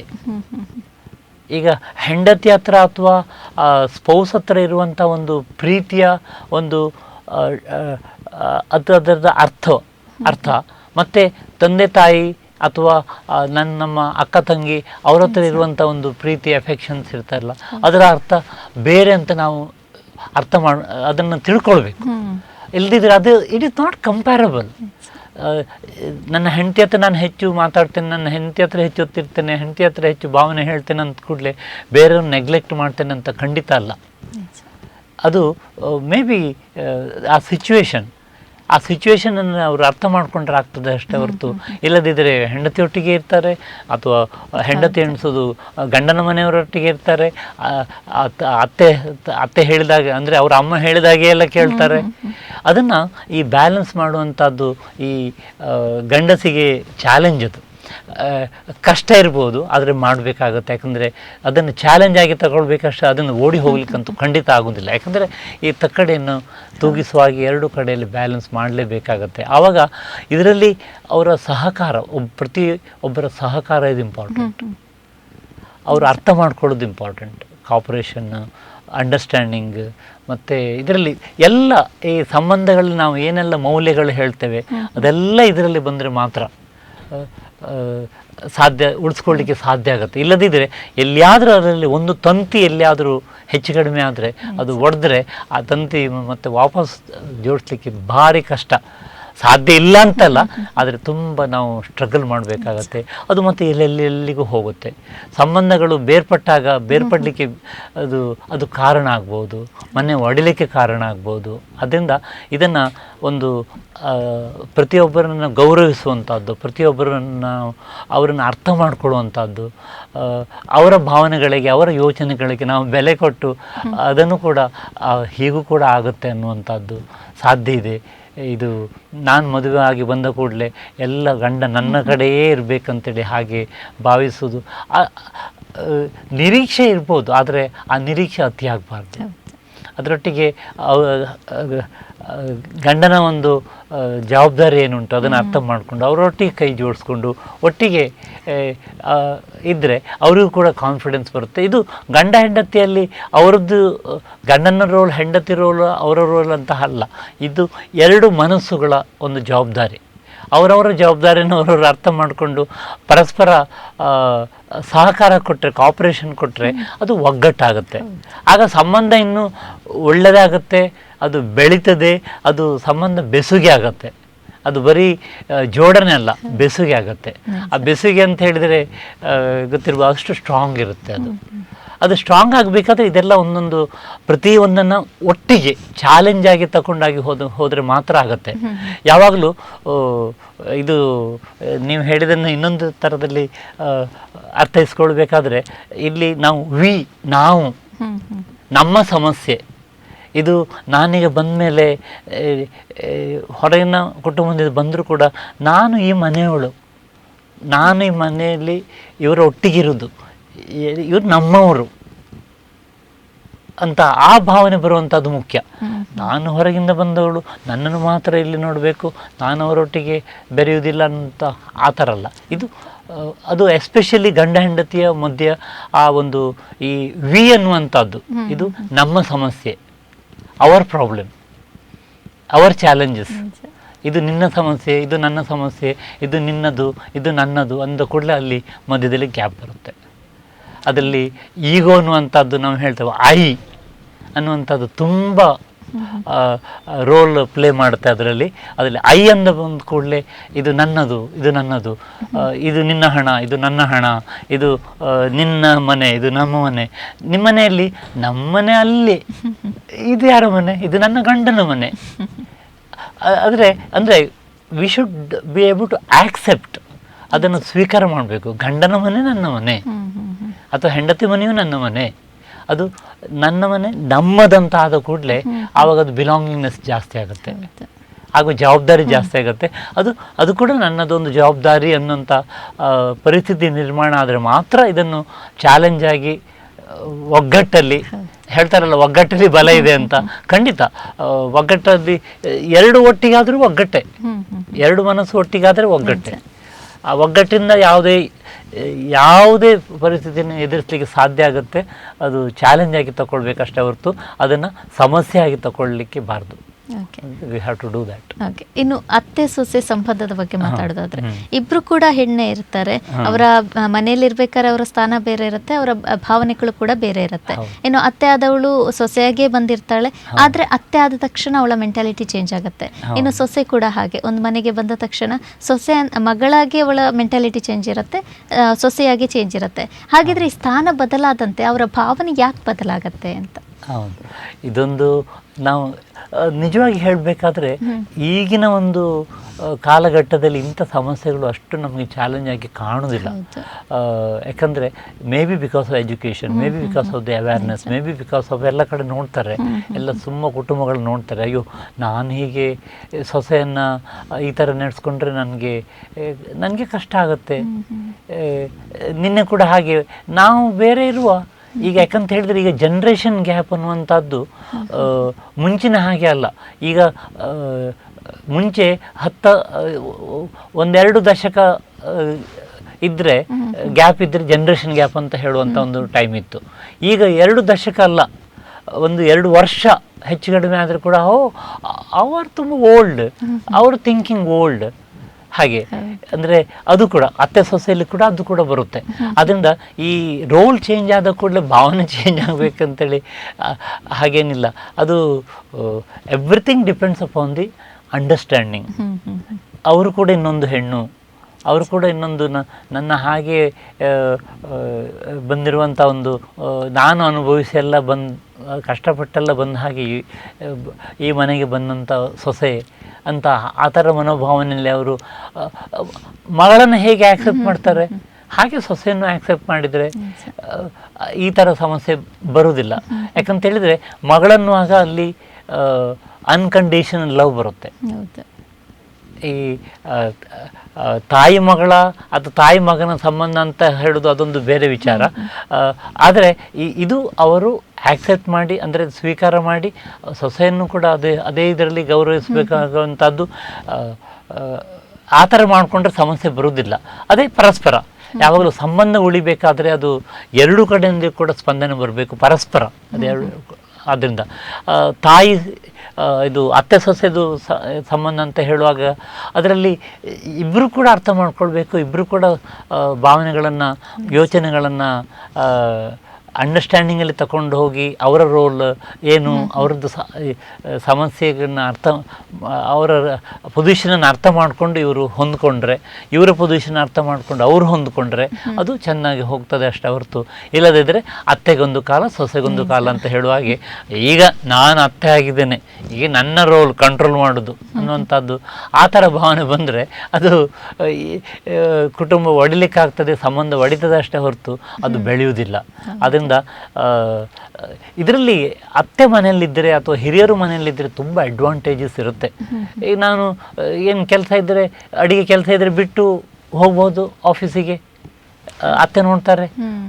ಚಿಕ್ಕ ಮಕ್ಕಳಿದ್ದರೆ ಅತ್ತೆ ನೋಡ್ತಾರೆ, ಮಾವ ನೋಡ್ತಾರೆ ಅಂತ ಒಂದು ಆ ಥರದಲ್ಲಿ ಅವರ ಹೆಲ್ಪ್ ಇರುವಂಥದ್ದು ನಾವು ಪಾಸಿಟಿವ್ ಆಗಿ ತಗೊಳ್ಬೇಕಷ್ಟೇ ಹೊರತು ಅವರು ದರ್ಬಾರ ಮಾಡ್ತಾರೆ, ಇವರು ನಾನು ದುಡ್ದು ಬರೋದು, ಇವರು ಅದನ್ನೆಲ್ಲ ಖರ್ಚು ಮಾಡ್ತಾರೆ, ಹಾಗೆ ಆ ಥರದಲ್ಲಿ ನನ್ನದು ಅನ್ನುವಂಥ ಭಾವನೆ ಬಂದ ಕೂಡಲೇ ಸಂಬಂಧ ಅನ್ನುವಂಥದ್ದು ಹಳಿಸ್ತದೆ, ಸಂಬಂಧ ಅನ್ನುವಂಥದ್ದು ಒಡಿತದೆ. ಅದರಿಂದ ಯಾವಾಗಲೂ ನಾವು ಇದೆಲ್ಲ ಹೇಳಲಿಕ್ಕೆ ಸುಲಭ, ಇಂಪ್ಲಿಮೆಂಟ್ ಮಾಡಲಿಕ್ಕೆ ಕಷ್ಟ. ಥಿಯರಿ ಐ ಅಂಡರ್ಸ್ಟ್ಯಾಂಡ್, ಬಟ್ ಬೇರೆ ಮಾರ್ಗ ಇಲ್ಲ. ಇದನ್ನು ಅರ್ಥ ಮಾಡಿಕೊಂಡು ನಾವು ಇದನ್ನು ಸಂಬಂಧಗಳ ಬೆಲೆಗಳನ್ನು ಎಷ್ಟು ಅದಕ್ಕೆ ಬೆಲೆ ಉಂಟು ಅನ್ನುವಂಥದ್ದು ನಾವು ಅದನ್ನು ಅರ್ಥ ಮಾಡಿ ಗೌರವಿಸಬೇಕು. ಪ್ರತಿಯೊಬ್ಬರಲ್ಲಿಯೂ ಏನು ಪಾಸಿಟಿವ್ ಇರುತ್ತೆ ಅದನ್ನು ನಾವು ತಗೊಂಡು ಅದನ್ನು ಗೌರವಿಸಿ, ಅಂದರೆ ಸಂಬಂಧದಲ್ಲಿ ಇರುವುದೇ ಅದು ಒಂದು respecting another person, loving another person, listening to another person, ಆಮೇಲೆ ಲರ್ನಿಂಗ್ ಫ್ರಮ್ ಅನದರ್ ಪರ್ಸನ್. ಇದೆಲ್ಲ ingredients to maintain the relationship. ಇದೆಲ್ಲ ಇದ್ದರೆ ಮಾತ್ರ ಆ ಸಂಬಂಧ ಉಳಿತದೆ, ಬೆಳೀತದೆ. ಇಲ್ಲದಿದ್ದರೆ ಅದರಲ್ಲಿ ಕಮ್ಯುನಿಕೇಷನ್ ಸರಿ ಇಲ್ಲದಿದ್ದರೆ, ಅಥವಾ ಅದರಲ್ಲಿ ಅಂಡರ್ಸ್ಟ್ಯಾಂಡಿಂಗ್ ಸರಿ ಇಲ್ಲದಿದ್ದರೆ, ಅದರಲ್ಲಿ ಟ್ರಾನ್ಸ್ಪರೆನ್ಸಿ ಇಲ್ಲದಿದ್ದರೆ, ಪ್ರಾಮಾಣಿಕತೆ ಇಲ್ಲದಿದ್ದರೆ, ಅಥವಾ ಅದರಲ್ಲಿ ಈ ಟ್ರಸ್ಟ್, ನಂಬಿಕೆಯನ್ನು ಹೇಳಿದರೆ ಅದು ಇಲ್ಲದಿದ್ದರೆ ಈ ಸಂಬಂಧಗಳು ಯಾವುದು ಉಳಿಯುವುದಿಲ್ಲ. ಮತ್ತು ಈ ಸಂಬಂಧ ಚಂದದಲ್ಲಿ ಹೋಗಬೇಕಾದ್ರೆ ನಾವು ಯಾವಾಗಲೂ ನಾವು ಹೇಳ್ತೇವಲ್ಲ, ಈಗೋ, ನಾ ಹೇಳಿದ ಹಾಗೆ ಆಗಬೇಕು, ನಾನು ಹೇಳಿದಾಗೆ ಆಗಬೇಕು ಅನ್ನೋಂಥ ನಾನು ಅನ್ನುವಂಥ ಪದ ಬಂದ ಕೂಡಲೇ ಈ ಸಂಬಂಧ ಹಳಿಸ್ತದೆ. ಅದು ಸಂಬಂಧ ಅಂತ ಇರುವುದೇ ಎರಡು ಹೇಳಿದಾಗ 2 ಆ್ಯಂಡ್ ಮಿನಿಮಮ್ 2 ಅಥವಾ 2ಕ್ಕಿಂತ ಜಾಸ್ತಿ ಇರ್ಬೋದು ಕುಟುಂಬದಲ್ಲಿ, ಮಿನಿಮಮ್ 2. ಆ 2ರಲ್ಲಿ ನಾವು ಅನ್ನುವಂಥದ್ದು ಬಂದರೆ ಮಾತ್ರ ಅದು ಸಂಬಂಧ ಉಳಿತದೆ. ಐ ಅಂತ ಬಂದ ಕೂಡಲೇ ಅದು ಎಷ್ಟೋ ಸಮಸ್ಯೆಗಳಿಗೆ ಎಡೆ ಮಾಡಿ ಕೊಡ್ತದೆ. ಇದು ನನ್ನದು, ಇದು ನನ್ನ ಹಣ, ಇದು ನನ್ನ ಬ್ಯಾಂಕ್ ಬ್ಯಾಲೆನ್ಸು, ಇದು ನಾನು ಹಾಕಿದ ರೂಲ್ಸ್ ಆ್ಯಂಡ್ ರೆಗ್ಯುಲೇಷನ್ಸು, ಇದು ನನಗೆ ಇಷ್ಟವಾದದ್ದು, ಇದು ನನ್ನ ಸಂಬಂಧಿಕರಿಗೆ ಸಂಬಂಧಪಟ್ಟದ್ದು, ಅಥವಾ ನನ್ನದು ಅನ್ನುವಾಗ ಅದು ಪ್ರತ್ಯೇಕತೆ ಜಾಸ್ತಿ ಆಗ್ತಾ ಹೋಗ್ತದೆ ಅಷ್ಟೇ ಹೊರತು ಒಟ್ಟಿಗೆ ಬರುವುದಿಲ್ಲ. ಇದು ನಮ್ಮದು, ನಮ್ಮ ಹಣ, ನನ್ನ ಬ್ಯಾಂಕ್ ಬ್ಯಾಲೆನ್ಸ್ ಕೂಡ ಅದನ್ನು ಮೈ ಸ್ಪೌಸ್ ವೈಫ್, ಈಗ ನಮ್ಮಲ್ಲಿ ಹಾಗೆ ಆಗ್ತಾಯಿದೆ. ನನ್ನ ಅಕೌಂಟಿದ್ದು ಎಂಥ ವ್ಯವಹಾರ ಇದ್ದರೂ ಕೂಡ my wife will do that, maybe because I may not be able to handle it. ಅಂದರೆ ಟ್ರಾನ್ಸ್ಪರೆನ್ಸಿ ಬಂದಾಗ ಅಲ್ಲಿ ಸಂಶಯಕ್ಕೆ ಅವಕಾಶ ಇಲ್ಲ. ಟ್ರಸ್ಟ್ 100ಕ್ಕೆ 100 ಇದ್ದಾಗ ಸಂಶಯಕ್ಕೆ ಅವಕಾಶ ಇಲ್ಲ. ಯಾವಾಗ ಸಂಶಯ ಮತ್ತು ಪ್ರಾಮಾಣಿಕತೆ ಇಲ್ಲದೆ ಇರುವಂಥ ಸಂಬಂಧದಲ್ಲಿ ನಾವು ಸಮಸ್ಯೆಗಳನ್ನು ಜಾಸ್ತಿ ನೋಡ್ತೇವೆ. ಅದರಿಂದ ಮತ್ತೆ ಅಂಡರ್ಸ್ಟ್ಯಾಂಡಿಂಗ್ದು ಕೊರತೆ, ಅರ್ಥ ಮಾಡ್ಕೊಳ್ಳೋದು, ಮತ್ತು ಇನ್ನೊಬ್ಬರನ್ನು ಗೌರವಿಸಬೇಕು. ಇದು ನಾನು ಗಂಡ, ನಾನು ಮೇಲಿರಬೇಕು, ಹೆಂಡತಿ ಯಾವಾಗಲೂ ತಗ್ಗಿ ಬಗ್ಗೆ ನಡಿಬೇಕು, ಆ ಕಾಲ ಎಲ್ಲ ಹೋಯಿತು. ಮುಂಚಿನ ಒಂದು ಕಾಲ ಇತ್ತು, ಆವಾಗ financially ladies are not dependent. ಎಂತ ಬೇಕಿದ್ರು ಕೂಡ ಗಂಡನೇ ಕೊಟ್ಟಾಗಬೇಕು, ಅಥವಾ ಮಾವನೇ ಕೊಟ್ಟಾಗಬೇಕು, ಅಥವಾ ಮನೆಯವರು ಕೊಟ್ಟಾಗಬೇಕು. ಒಂದು ಸೀರೆ ತಗೊಳ್ಬೇಕಾದ್ರೆ ಅಥವಾ ಒಂದು ಪಿಕ್ಚರಿಗೆ ಹೋಗಬೇಕಾದ್ರೂ ಕೂಡ ಬೇರೆಯವ್ರ ಹತ್ರ ಹಣ ಕೇಳಬೇಕಿತ್ತು. ಈಗ ಹಾಗಲ್ಲ. ಈಗ ಅದಕ್ಕೆ ನಾನು ಹೇಳೋದು ಸ್ಪೌಸಸ್ ಅಂತ, ಗಂಡ ಹೆಂಡತಿ ಅನ್ನೋದಕ್ಕಿಂತ ಸ್ಪೌಸಸ್. ಹಿಡಿದ ಎರಡು ಜೀವಗಳ ಸಂಬಂಧ, ಗಂಡ ಹೆಂಡತಿ ಅಂತ ನಾವು ಹೆಸರು ಕೊಡ್ತೇವೆ.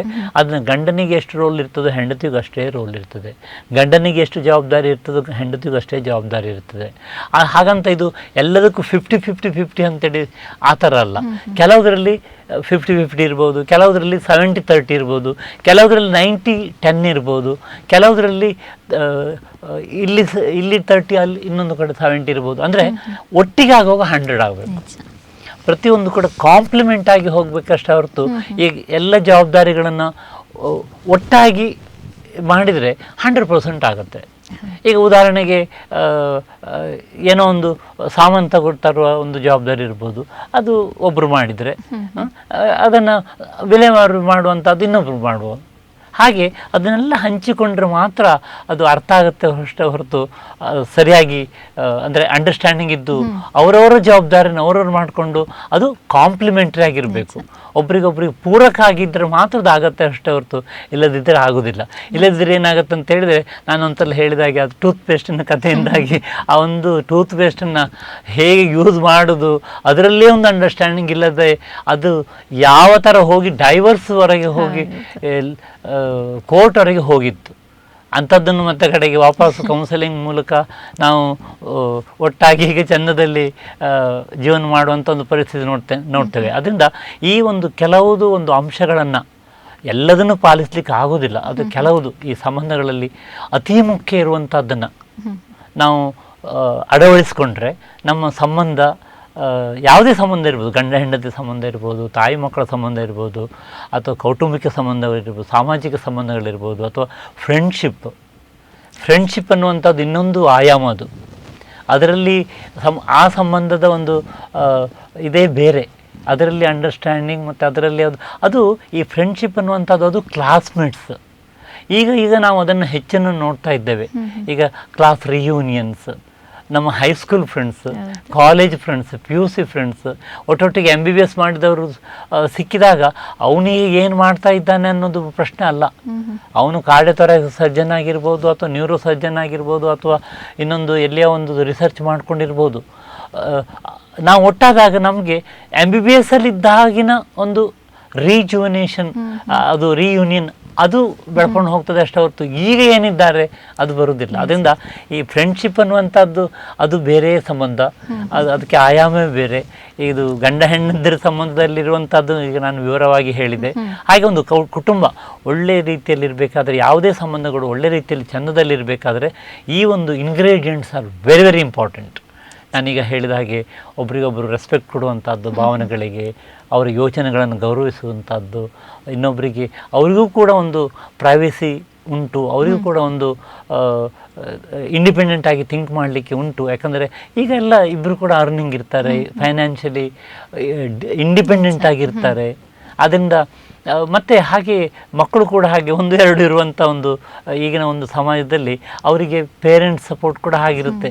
ಅಮ್ಮ ನೋಡಮ್ಮ, ನಿಂಗೆ ಅವನು ಬೆಲೆ ಕೊಡದೇ ಇದ್ದರೆ ಯಾಕಿರ್ಬೇಕಲ್ಲಿ, ನಾವು ನೋಡ್ಕೊಳ್ತೇವೆ ಬಾ ಅಂತ ಅನ್ನುವಂಥ ಪರಿಸ್ಥಿತಿಗಳನ್ನು ಎಷ್ಟು ನೋಡ್ತೇವೆ. ಅದರಿಂದ ಆ ಸಪೋರ್ಟ್ ಸಿಸ್ಟಮ್ ಅನ್ನುವಂಥದ್ದು ಇದನ್ನು ಸಂಬಂಧಗಳನ್ನು ಬೆಸೆಯುವಾಗಿರಬೇಕಷ್ಟೇ ಹೊತ್ತು ದೂರ ಮಾಡುವಾಗಿರಬಾರ್ದು. ಅದು ಇದೆಲ್ಲ ಒಂದು ನಿರೀಕ್ಷೆ,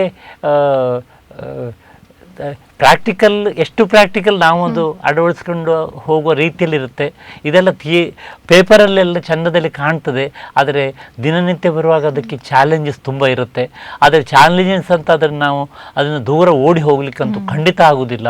ಹಾಗೆ ಆ ಥರ ಮಾಡಿದರೆ ನಾವು ಸಂಬಂಧಕ್ಕೆ ಬೆಲೆ ಕೊಡದೇ ಇದ್ದಾಗ ಆಗುತ್ತೆ. ಅದರಿಂದ ಈ ಸಂಬಂಧಗಳನ್ನು ಗೌರವಿಸಿ ಅದನ್ನು ಹುಟ್ಟುತ್ತದೆ ಸಂಬಂಧ, ಆಕ್ಸಿಡೆಂಟಲಿ ಆಗಿಯಾ ಅಥವಾ ಇಂಟೆನ್ಷನಲಿ ಆಗಿಯಾ ಅಥವಾ ಜೆನೆಟಿಕಲಿಯಾ, ವಾಟ್ ಎವರ್ ಇಟ್ ಇಸ್, ಸಂಬಂಧಗಳು ಹುಟ್ಟುತ್ತವೆ. ಎಷ್ಟೋ ಸಂಬಂಧಗಳು ಹುಟ್ಟುತ್ತವೆ. ಅದಕ್ಕೆ ನಾವು ಪೋಷಣೆ ಮಾಡದೇ ಇದ್ದರೆ ಅದಲ್ಲೆಲ್ಲ ಬಿಟ್ಟೋಗಿ ಅದು ಸಾಯ್ತದೆ. ಹಾಗೆ ಸಾಯಲಿಕ್ಕೆ ಬಿಡದ ಸಂಬಂಧಗಳು ಕೆಲವುದು ಇರುತ್ತೆ. ನಾವು ನಮ್ಮ ಕೌಟುಂಬಿಕ, ನಮ್ಮ ಗಂಡ ಹೆಂಡತಿ, ನಮ್ಮ ಫ್ರೆಂಡ್ಶಿಪ್ ಸಂಬಂಧಗಳು, ಅದನ್ನು ನಾವು ಬಿಡಲಿಕ್ಕಾಗಲ್ಲ, ಬಿಡಲಿಕ್ಕೆ ಖಂಡಿತ ಸಾಧ್ಯ ಇಲ್ಲ. ಅದನ್ನು ಹುಟ್ಟಿದ ಸಂಬಂಧಗಳನ್ನು ಉಳಿಸ್ಬೇಕು, ಉಳಿಸಿ ಬೆಳೆಸಬೇಕು. ಅದಷ್ಟು ಮಾಡಬೇಕಾದ್ರೆ ನಾವು ಇದನ್ನೆಲ್ಲ ಪಾಲಿಸಿದರೆ ಅದು ತುಂಬ ಮಟ್ಟಿಗೆ ಸಹಕಾರಿ ಆಗುತ್ತೆ. ಅದು ಸಕ್ಸಸ್ಫುಲ್ ಕುಟುಂಬ ಆಗುತ್ತೆ. ಸಂಬಂಧ ಒಂದು ಚಂದದಲ್ಲಿ ಮೌಲ್ಯದ ಸಂಬಂಧ ಆಗಿ ಉಳಿತದೆ ಅನ್ನುವಂಥದ್ದು ನನ್ನ ಒಂದು ಹಂಬಲ, ಹಾಗೆ ಕೋರಿಕೆ ಸಹ. ಓಕೆ. ಇನ್ನು ಕೆಲವರು ಏನು ಮಾಡ್ತಾರೆ ಅಂದರೆ ಸಂಬಂಧವನ್ನು ಬಿಟ್ಟು, ಇವಾಗ ಇತ್ತೀಚೆಗೆ ವೈರಲ್ ಕೂಡ ಆಗಿತ್ತು, ಪೆಂಗ್ವಿನ್ ಕತೆ ಇರ್ಬೋದು, ಇಲ್ಲ ಮಂಕಿ ಕತೆ ಇರ್ಬೋದು, ಒಂಟಿತನವನ್ನು ಜಾಸ್ತಿ ಇಷ್ಟಪಡ್ತಾ ಇದ್ದಾರೆ ಇತ್ತೀಚೆಗೆ. ಅದು ಯಾಕೆ ಅಂತ, ಆ ಭಾವನೆ ಬರುವುದು ಯಾಕೆ ಒಂಟಿಯಾಗಿರಬೇಕು ಅಂತ? ಇದು ಕೂಡ ಒಂದು ಈಗಿನ ಒಂದು ಜ್ವಲಂತ ಸಮಸ್ಯೆಯನ್ನೇ ನೀವು ಹೇಳಿದ್ದೀರಿ. ಈ ಒಂಟಿತನವನ್ನು ಕೆಲವರು ಇಷ್ಟಪಡ್ತಾರೆ ಇತ್ತೀಚೆಗೆ. ಯಾಕಂತ ಹೇಳಿದರೆ ಅವರ ಒಂದು ಭಾವನೆಗಳಿಗೆ ಮತ್ತು ಅವರ ಯೋಚನೆಗಳಿಗೆ ಸ್ಪಂದನೆ ಸಿಗದೇ ಇರುವಂಥದ್ದು. ಈಗಾಗಲೇ ನಾವು ಡಿಸ್ಕಸ್ ಮಾಡಿದ ಹಾಗೆ ಸಂಬಂಧ ಅನ್ನುವಂಥದ್ದು ಟೂ ಎಂಡ್ಸ್, ಮಿನಿಮಮ್ 2 ಎಂಡ್ಸ್. ಆ 2 ಎಂಡ್ಸಲ್ಲಿ ಇನ್ನೊಂದು ಎಂಡಲ್ಲಿ ನಮಗೆ ಸ್ಪಂದನೆ ಇಲ್ಲದಿದ್ದರೆ, ಅದು ಓಪನ್ ಆಗದೇ ಇದ್ದರೆ ನಾವು ಎಲ್ಲಿ ಹೇಗೆ ಕೈ ಜೋಡಿಸ್ಲಿಕ್ಕಾಗ್ತದೆ? ಕೈ ಜೋಡಿಸಬೇಕಾದ್ರೆ 2 ಕೈ ಓಪನ್ ಇರಬೇಕು. ಇನ್ನೊಂದು ಕೈ ಓಪನ್ ಇಲ್ಲದಿದ್ದರೆ ನಾವು ಈ ಕೈ ಓಪನ್ ಮಾಡಿ ಆಗೋದಿಲ್ಲ. ಅದರಿಂದ ಸಂಬಂಧ ಅನ್ನುವಂಥದ್ದು 2 ಒಟ್ಟಿಗೆ ಓಪನ್ ಆಗಿದ್ದರೆ ಆಗುತ್ತೆ. ಇತ್ತೀಚೆಗೆ ಏನಾಗ್ತಾ ಇದೆ ಅಂತ ಹೇಳಿದರೆ, ಬಿಕಾಸ್ ಆಫ್ ಅವರ್ ಇದು ಫೈನಾನ್ಷಿಯಲ್ ಇಂಡಿಪೆಂಡೆನ್ಸ್, ನಾನು ನನ್ನ ಕಾಲ ಮೇಲೆ ನಿಲ್ಲುವಷ್ಟು ನಾನು ದುಡಿತಾ ಇದ್ದೇನೆ, ಯಾರಿಗೂ ಹಂಗಿಲ್ಲ, ಯಾರ ಸಂಪಾದನೆಗೆ ನಾನು ತಲೆಭಾಗ ಹಾಕಲಿಕ್ಕಿಲ್ಲ, ನನ್ನನ್ನು ನಾನು ಮ್ಯಾನೇಜ್ ಮಾಡ್ತೇನೆ. ಮತ್ತು ಈಗ ಮೇ ಬಿ ಈ ಕುಟುಂಬಗಳು ಚಿಕ್ಕದಾಗ್ತಾಯಿದೆ. ಅದರಿಂದ ನಮಗೆ ನಾನೇನು ನಿರೀಕ್ಷೆ ಮಾಡ್ತೇನೆ ಒಬ್ಬರೆಲ್ಲ ನಿರೀಕ್ಷೆ ಮಾಡಬೇಕು. ಮುಂಚೆ ಆದರೆ ನನ್ನ ನಿರೀಕ್ಷೆಗಳಿಗೆ ಸ್ಪಂದಿಸಲಿಕ್ಕೆ ತುಂಬ ಜನರು ಇರ್ತಿದ್ರು. ಈಗ ನನ್ನ ನಿರೀಕ್ಷೆ ಭಾವನೆಗೆ ಏನು ಬೇಕು ಅದಕ್ಕೆ ಪೋಷಣೆ ಮಾಡಲಿಕ್ಕೆ ನಂಬರ್ಸೇ ಕಡಿಮೆ ಆಗ್ತಾಯಿದೆ. ಅದರಿಂದ ಇದೆಲ್ಲ ಒಂದು ಬೆಳವಣಿಗೆ. ಅದು ಕೆಲವು ವಿಷಯದಲ್ಲಿ ನಮ್ಮ ಮನೋಶಾಸ್ತ್ರದಲ್ಲಿ ಹೇಳೋದಾದರೆ ಈಗಿನ ಬೆಳವಣಿಗೆ ಅದು ಹೆಲ್ದಿ ಅಂತೂ ಖಂಡಿತ ಅಲ್ಲ. ಯಾಕಂದರೆ ಮನುಷ್ಯ ಹೆಚ್ಚೆಚ್ಚು ಒಂಟಿ ಆಗ್ತಾ ಇದ್ದಾನೆ. ಅವನದ್ದೇ ಒಂದು ನೆಲೆಯಲ್ಲಿ. ಈಗ ಯಂಗ್ಸ್ಟರ್ಸ್ ಹತ್ರ ಕೇಳಿದರೆ, ಮದುವೆ ಬಗ್ಗೆ ಕೇಳಿದರೆ, ನಾನು ಯಾಕೆ ಮದುವೆ ಆಗಬೇಕು, ಏನು ಸಿಗ್ತದೆ ಮದುವೆಯಾಗಿ, ಈಗ ನಾನು ಖುಷಿಯಲ್ಲಿದ್ದೇನೆ, ಮದುವೆ ಆದರೆ ಜವಾಬ್ದಾರಿ ಜಾಸ್ತಿ, ಇನ್ನೊಬ್ರು ಹೇಳಿದಾಗ ಕೇಳಬೇಕು, ನನಗೆ ಇಂಡಿಪೆಂಡೆನ್ಸ್, ನನ್ನಷ್ಟಕ್ಕೆ ನಾನು ಎಷ್ಟೊತ್ತಿಗೆ ಏನು ಬೇಕಾದ್ರೂ ಮಾಡ್ತೇನೆ, ದುಡಿತೇನೆ, ತಿಂತೇನೆ, ನಾನಷ್ಟೇ ಇರ್ತೇನೆ. ಈಗ ನನಗೆ ಎಂಟರ್ಟೈನ್ಮೆಂಟ್, ನನಗೆ ಬೇಕಾದ ಹೋಗ್ತೇನೆ, ನನ್ನ ಕಾಲಿನಲ್ಲಿ ನಿಲ್ಲುವಷ್ಟು ಬಂದಿದ್ದೇನೆ, ಯಾಕೆ ಮದುವೆ ಅರ್ಥವೇ ಈಗ ಕಳೆದು ಹೋಗುವಂಥ ಒಂದು ಪರಿಸ್ಥಿತಿ ಬಂದಿದೆ. ಅದರಿಂದ ನೀವು ಹೇಳಿದಾಗೆ ಒಂಟಿತನ ಅನ್ನುವಂಥದ್ದು ಈಗ ಜಾಸ್ತಿ ಆಗ್ತಾ ಇದೆ. ಆದರೆ ಮನುಷ್ಯ ಒಂಟಿ ಜೀವಿ ಅಲ್ಲ, ಮನುಷ್ಯ ಕುಟುಂಬ ಜೀವಿ ಅಥವಾ ನ್ಯಾಚುರಲಿ ಅದೊಂದು ಸಂಘಜೀವಿ. ಅದರಿಂದ ಮನುಷ್ಯನ ಭಾವನೆಗಳು ಬೆಳಿಬೇಕು, ಮನುಷ್ಯನ ಚಂದ ಒಂದು ಖುಷಿಯಲ್ಲಿರಬೇಕಂತ ಹೇಳಿದರೆ ಇನ್ನೊಂದು ಕಡೆಯಿಂದ ಸ್ಪಂದನೆ ಬರಲೇಬೇಕು. ಇವತ್ತೆಲ್ಲ ನಾಳೆ ಅದು ಕಂಪ್ಯಾನಿಯನ್ಶಿಪ್ ಇದು ಇಂಪಾರ್ಟೆನ್ಸ್ ದ ಪರ್ಸನ್ನಿಗೆ ನೀವು ಹೇಳಿದ್ರಲ್ಲ ಒಂಟಿ, ಅವರಿಗೆ ರಿಯಲೈಸ್ ಆಗುತ್ತೆ. ಆವಾಗ ಅದು ಲೇಟ್ ಆಗಿರ್ಬೋದು ಅಥವಾ ಬೇರೆ ಥರ ಇದಕ್ಕೆ ಟರ್ನ್ ಆಗ್ಬೋದು. ಆದ್ದರಿಂದ ಈ ಮನುಷ್ಯ ಒಂಟಿ ಬೈ ನೇಚರ್ ಮನುಷ್ಯ ಒಂಟಿ ಜೀವಿ ಅಲ್ಲ, ಇದು ಸಂಘಜೀವಿ, ಸಾಮಾಜಿಕ. ಅದರಿಂದ ಈ ಸಂಬಂಧಗಳು ಬೇಕೇ ಬೇಕು. ನಮ್ಮ ಸಮಾಜ ಬೆಳಿಬೇಕಾದ್ರೆ, ನಮ್ಮ ಕುಟುಂಬ ಬೆಳಿಬೇಕಾದ್ರೆ, ಅಥವಾ ನಮಗೆ ನೆಮ್ಮದಿ ಬೇಕಾದರೆ, ನೆಮ್ಮದಿಯ ಒಂದು ಬಾಳ್ವೆ ನಾವು ಜೀವನ ನಡೆಸಬೇಕಾದ್ರೆ, ನಮ್ಮ ಜೀವನ ಉಲ್ಲಾಸಮಯ ಆಗಬೇಕು, ಸಂತೋಷ ಆಗಬೇಕು, ಅಥವಾ ಏನಾದರೂ ಒಂದು ಸಾಧನೆ ಮಾಡಬೇಕು, ಅದು ಬೆಳಿಬೇಕನ್ನುವಂಥ ಒಂದು ದೃಷ್ಟಿ ಇದ್ದರೆ ನಮ್ಮ ಸಂಬಂಧಗಳು ಗಟ್ಟಿಯಾಗಬೇಕು. ಸಂಬಂಧಗಳು ಖಂಡಿತ ಬೇಕೇ ಬೇಕು. ಒಂಟಿಯಲ್ಲಿ ನಾವು ಸಾಧನೆ ಮಾಡಲಿಕ್ಕೆ ಆಗೋದಿಲ್ಲ, ಒಗ್ಗಟ್ಟಲ್ಲಿದ್ದರೆ ಮಾತ್ರ ಸಾಧನೆ ಮಾಡಲಿಕ್ಕೆ ಆಗೋದು ಅನ್ನುವಂಥದ್ದು ತುಂಬ ಮುಖ್ಯ. ಎಸ್ ಡಾಕ್ಟರ್, ಇಷ್ಟೊತ್ತು ಸಾಕಷ್ಟು ಮಾಹಿತಿಯನ್ನು ನೀಡಿದ್ರಿ. ಧನ್ಯವಾದಗಳು ಡಾಕ್ಟರ್. ಧನ್ಯವಾದ. ಎಸ್ ವೀಕ್ಷಕರೇ, ಸಂಬಂಧ ಅನ್ನೋದು ಕೇವಲ ನಿಭಾಯಿಸುವುದು ಮಾತ್ರವಲ್ಲ, ಅದೊಂದು ಬಾಂಧವ್ಯವನ್ನು ಅನುಭವಿಸುವಂಥದ್ದು ಅಂತ ಹೇಳ್ತಾ, ಪ್ರತಿಯೊಂದು ಸಂಬಂಧಕ್ಕೂ ಗೌರವ ಕೊಡೋಣ ಅಂತ ಹೇಳ್ತಾ, ಇದಾಗಿತ್ತು ಈ ವಾರದ ಪಾಡ್ಕಾಸ್ಟ್. ಮತ್ತೆ ಮತ್ತೊಂದು ಪಾಡ್ಕಾಸ್ಟಲ್ಲಿ ಸಿಗೋಣ. ಅಲ್ಲಿವರೆಗೂ ನಮಸ್ಕಾರ. ನೋಡ್ತಾ ಇರಿ ದೈಜ್ ವರ್ಲ್ಡ್.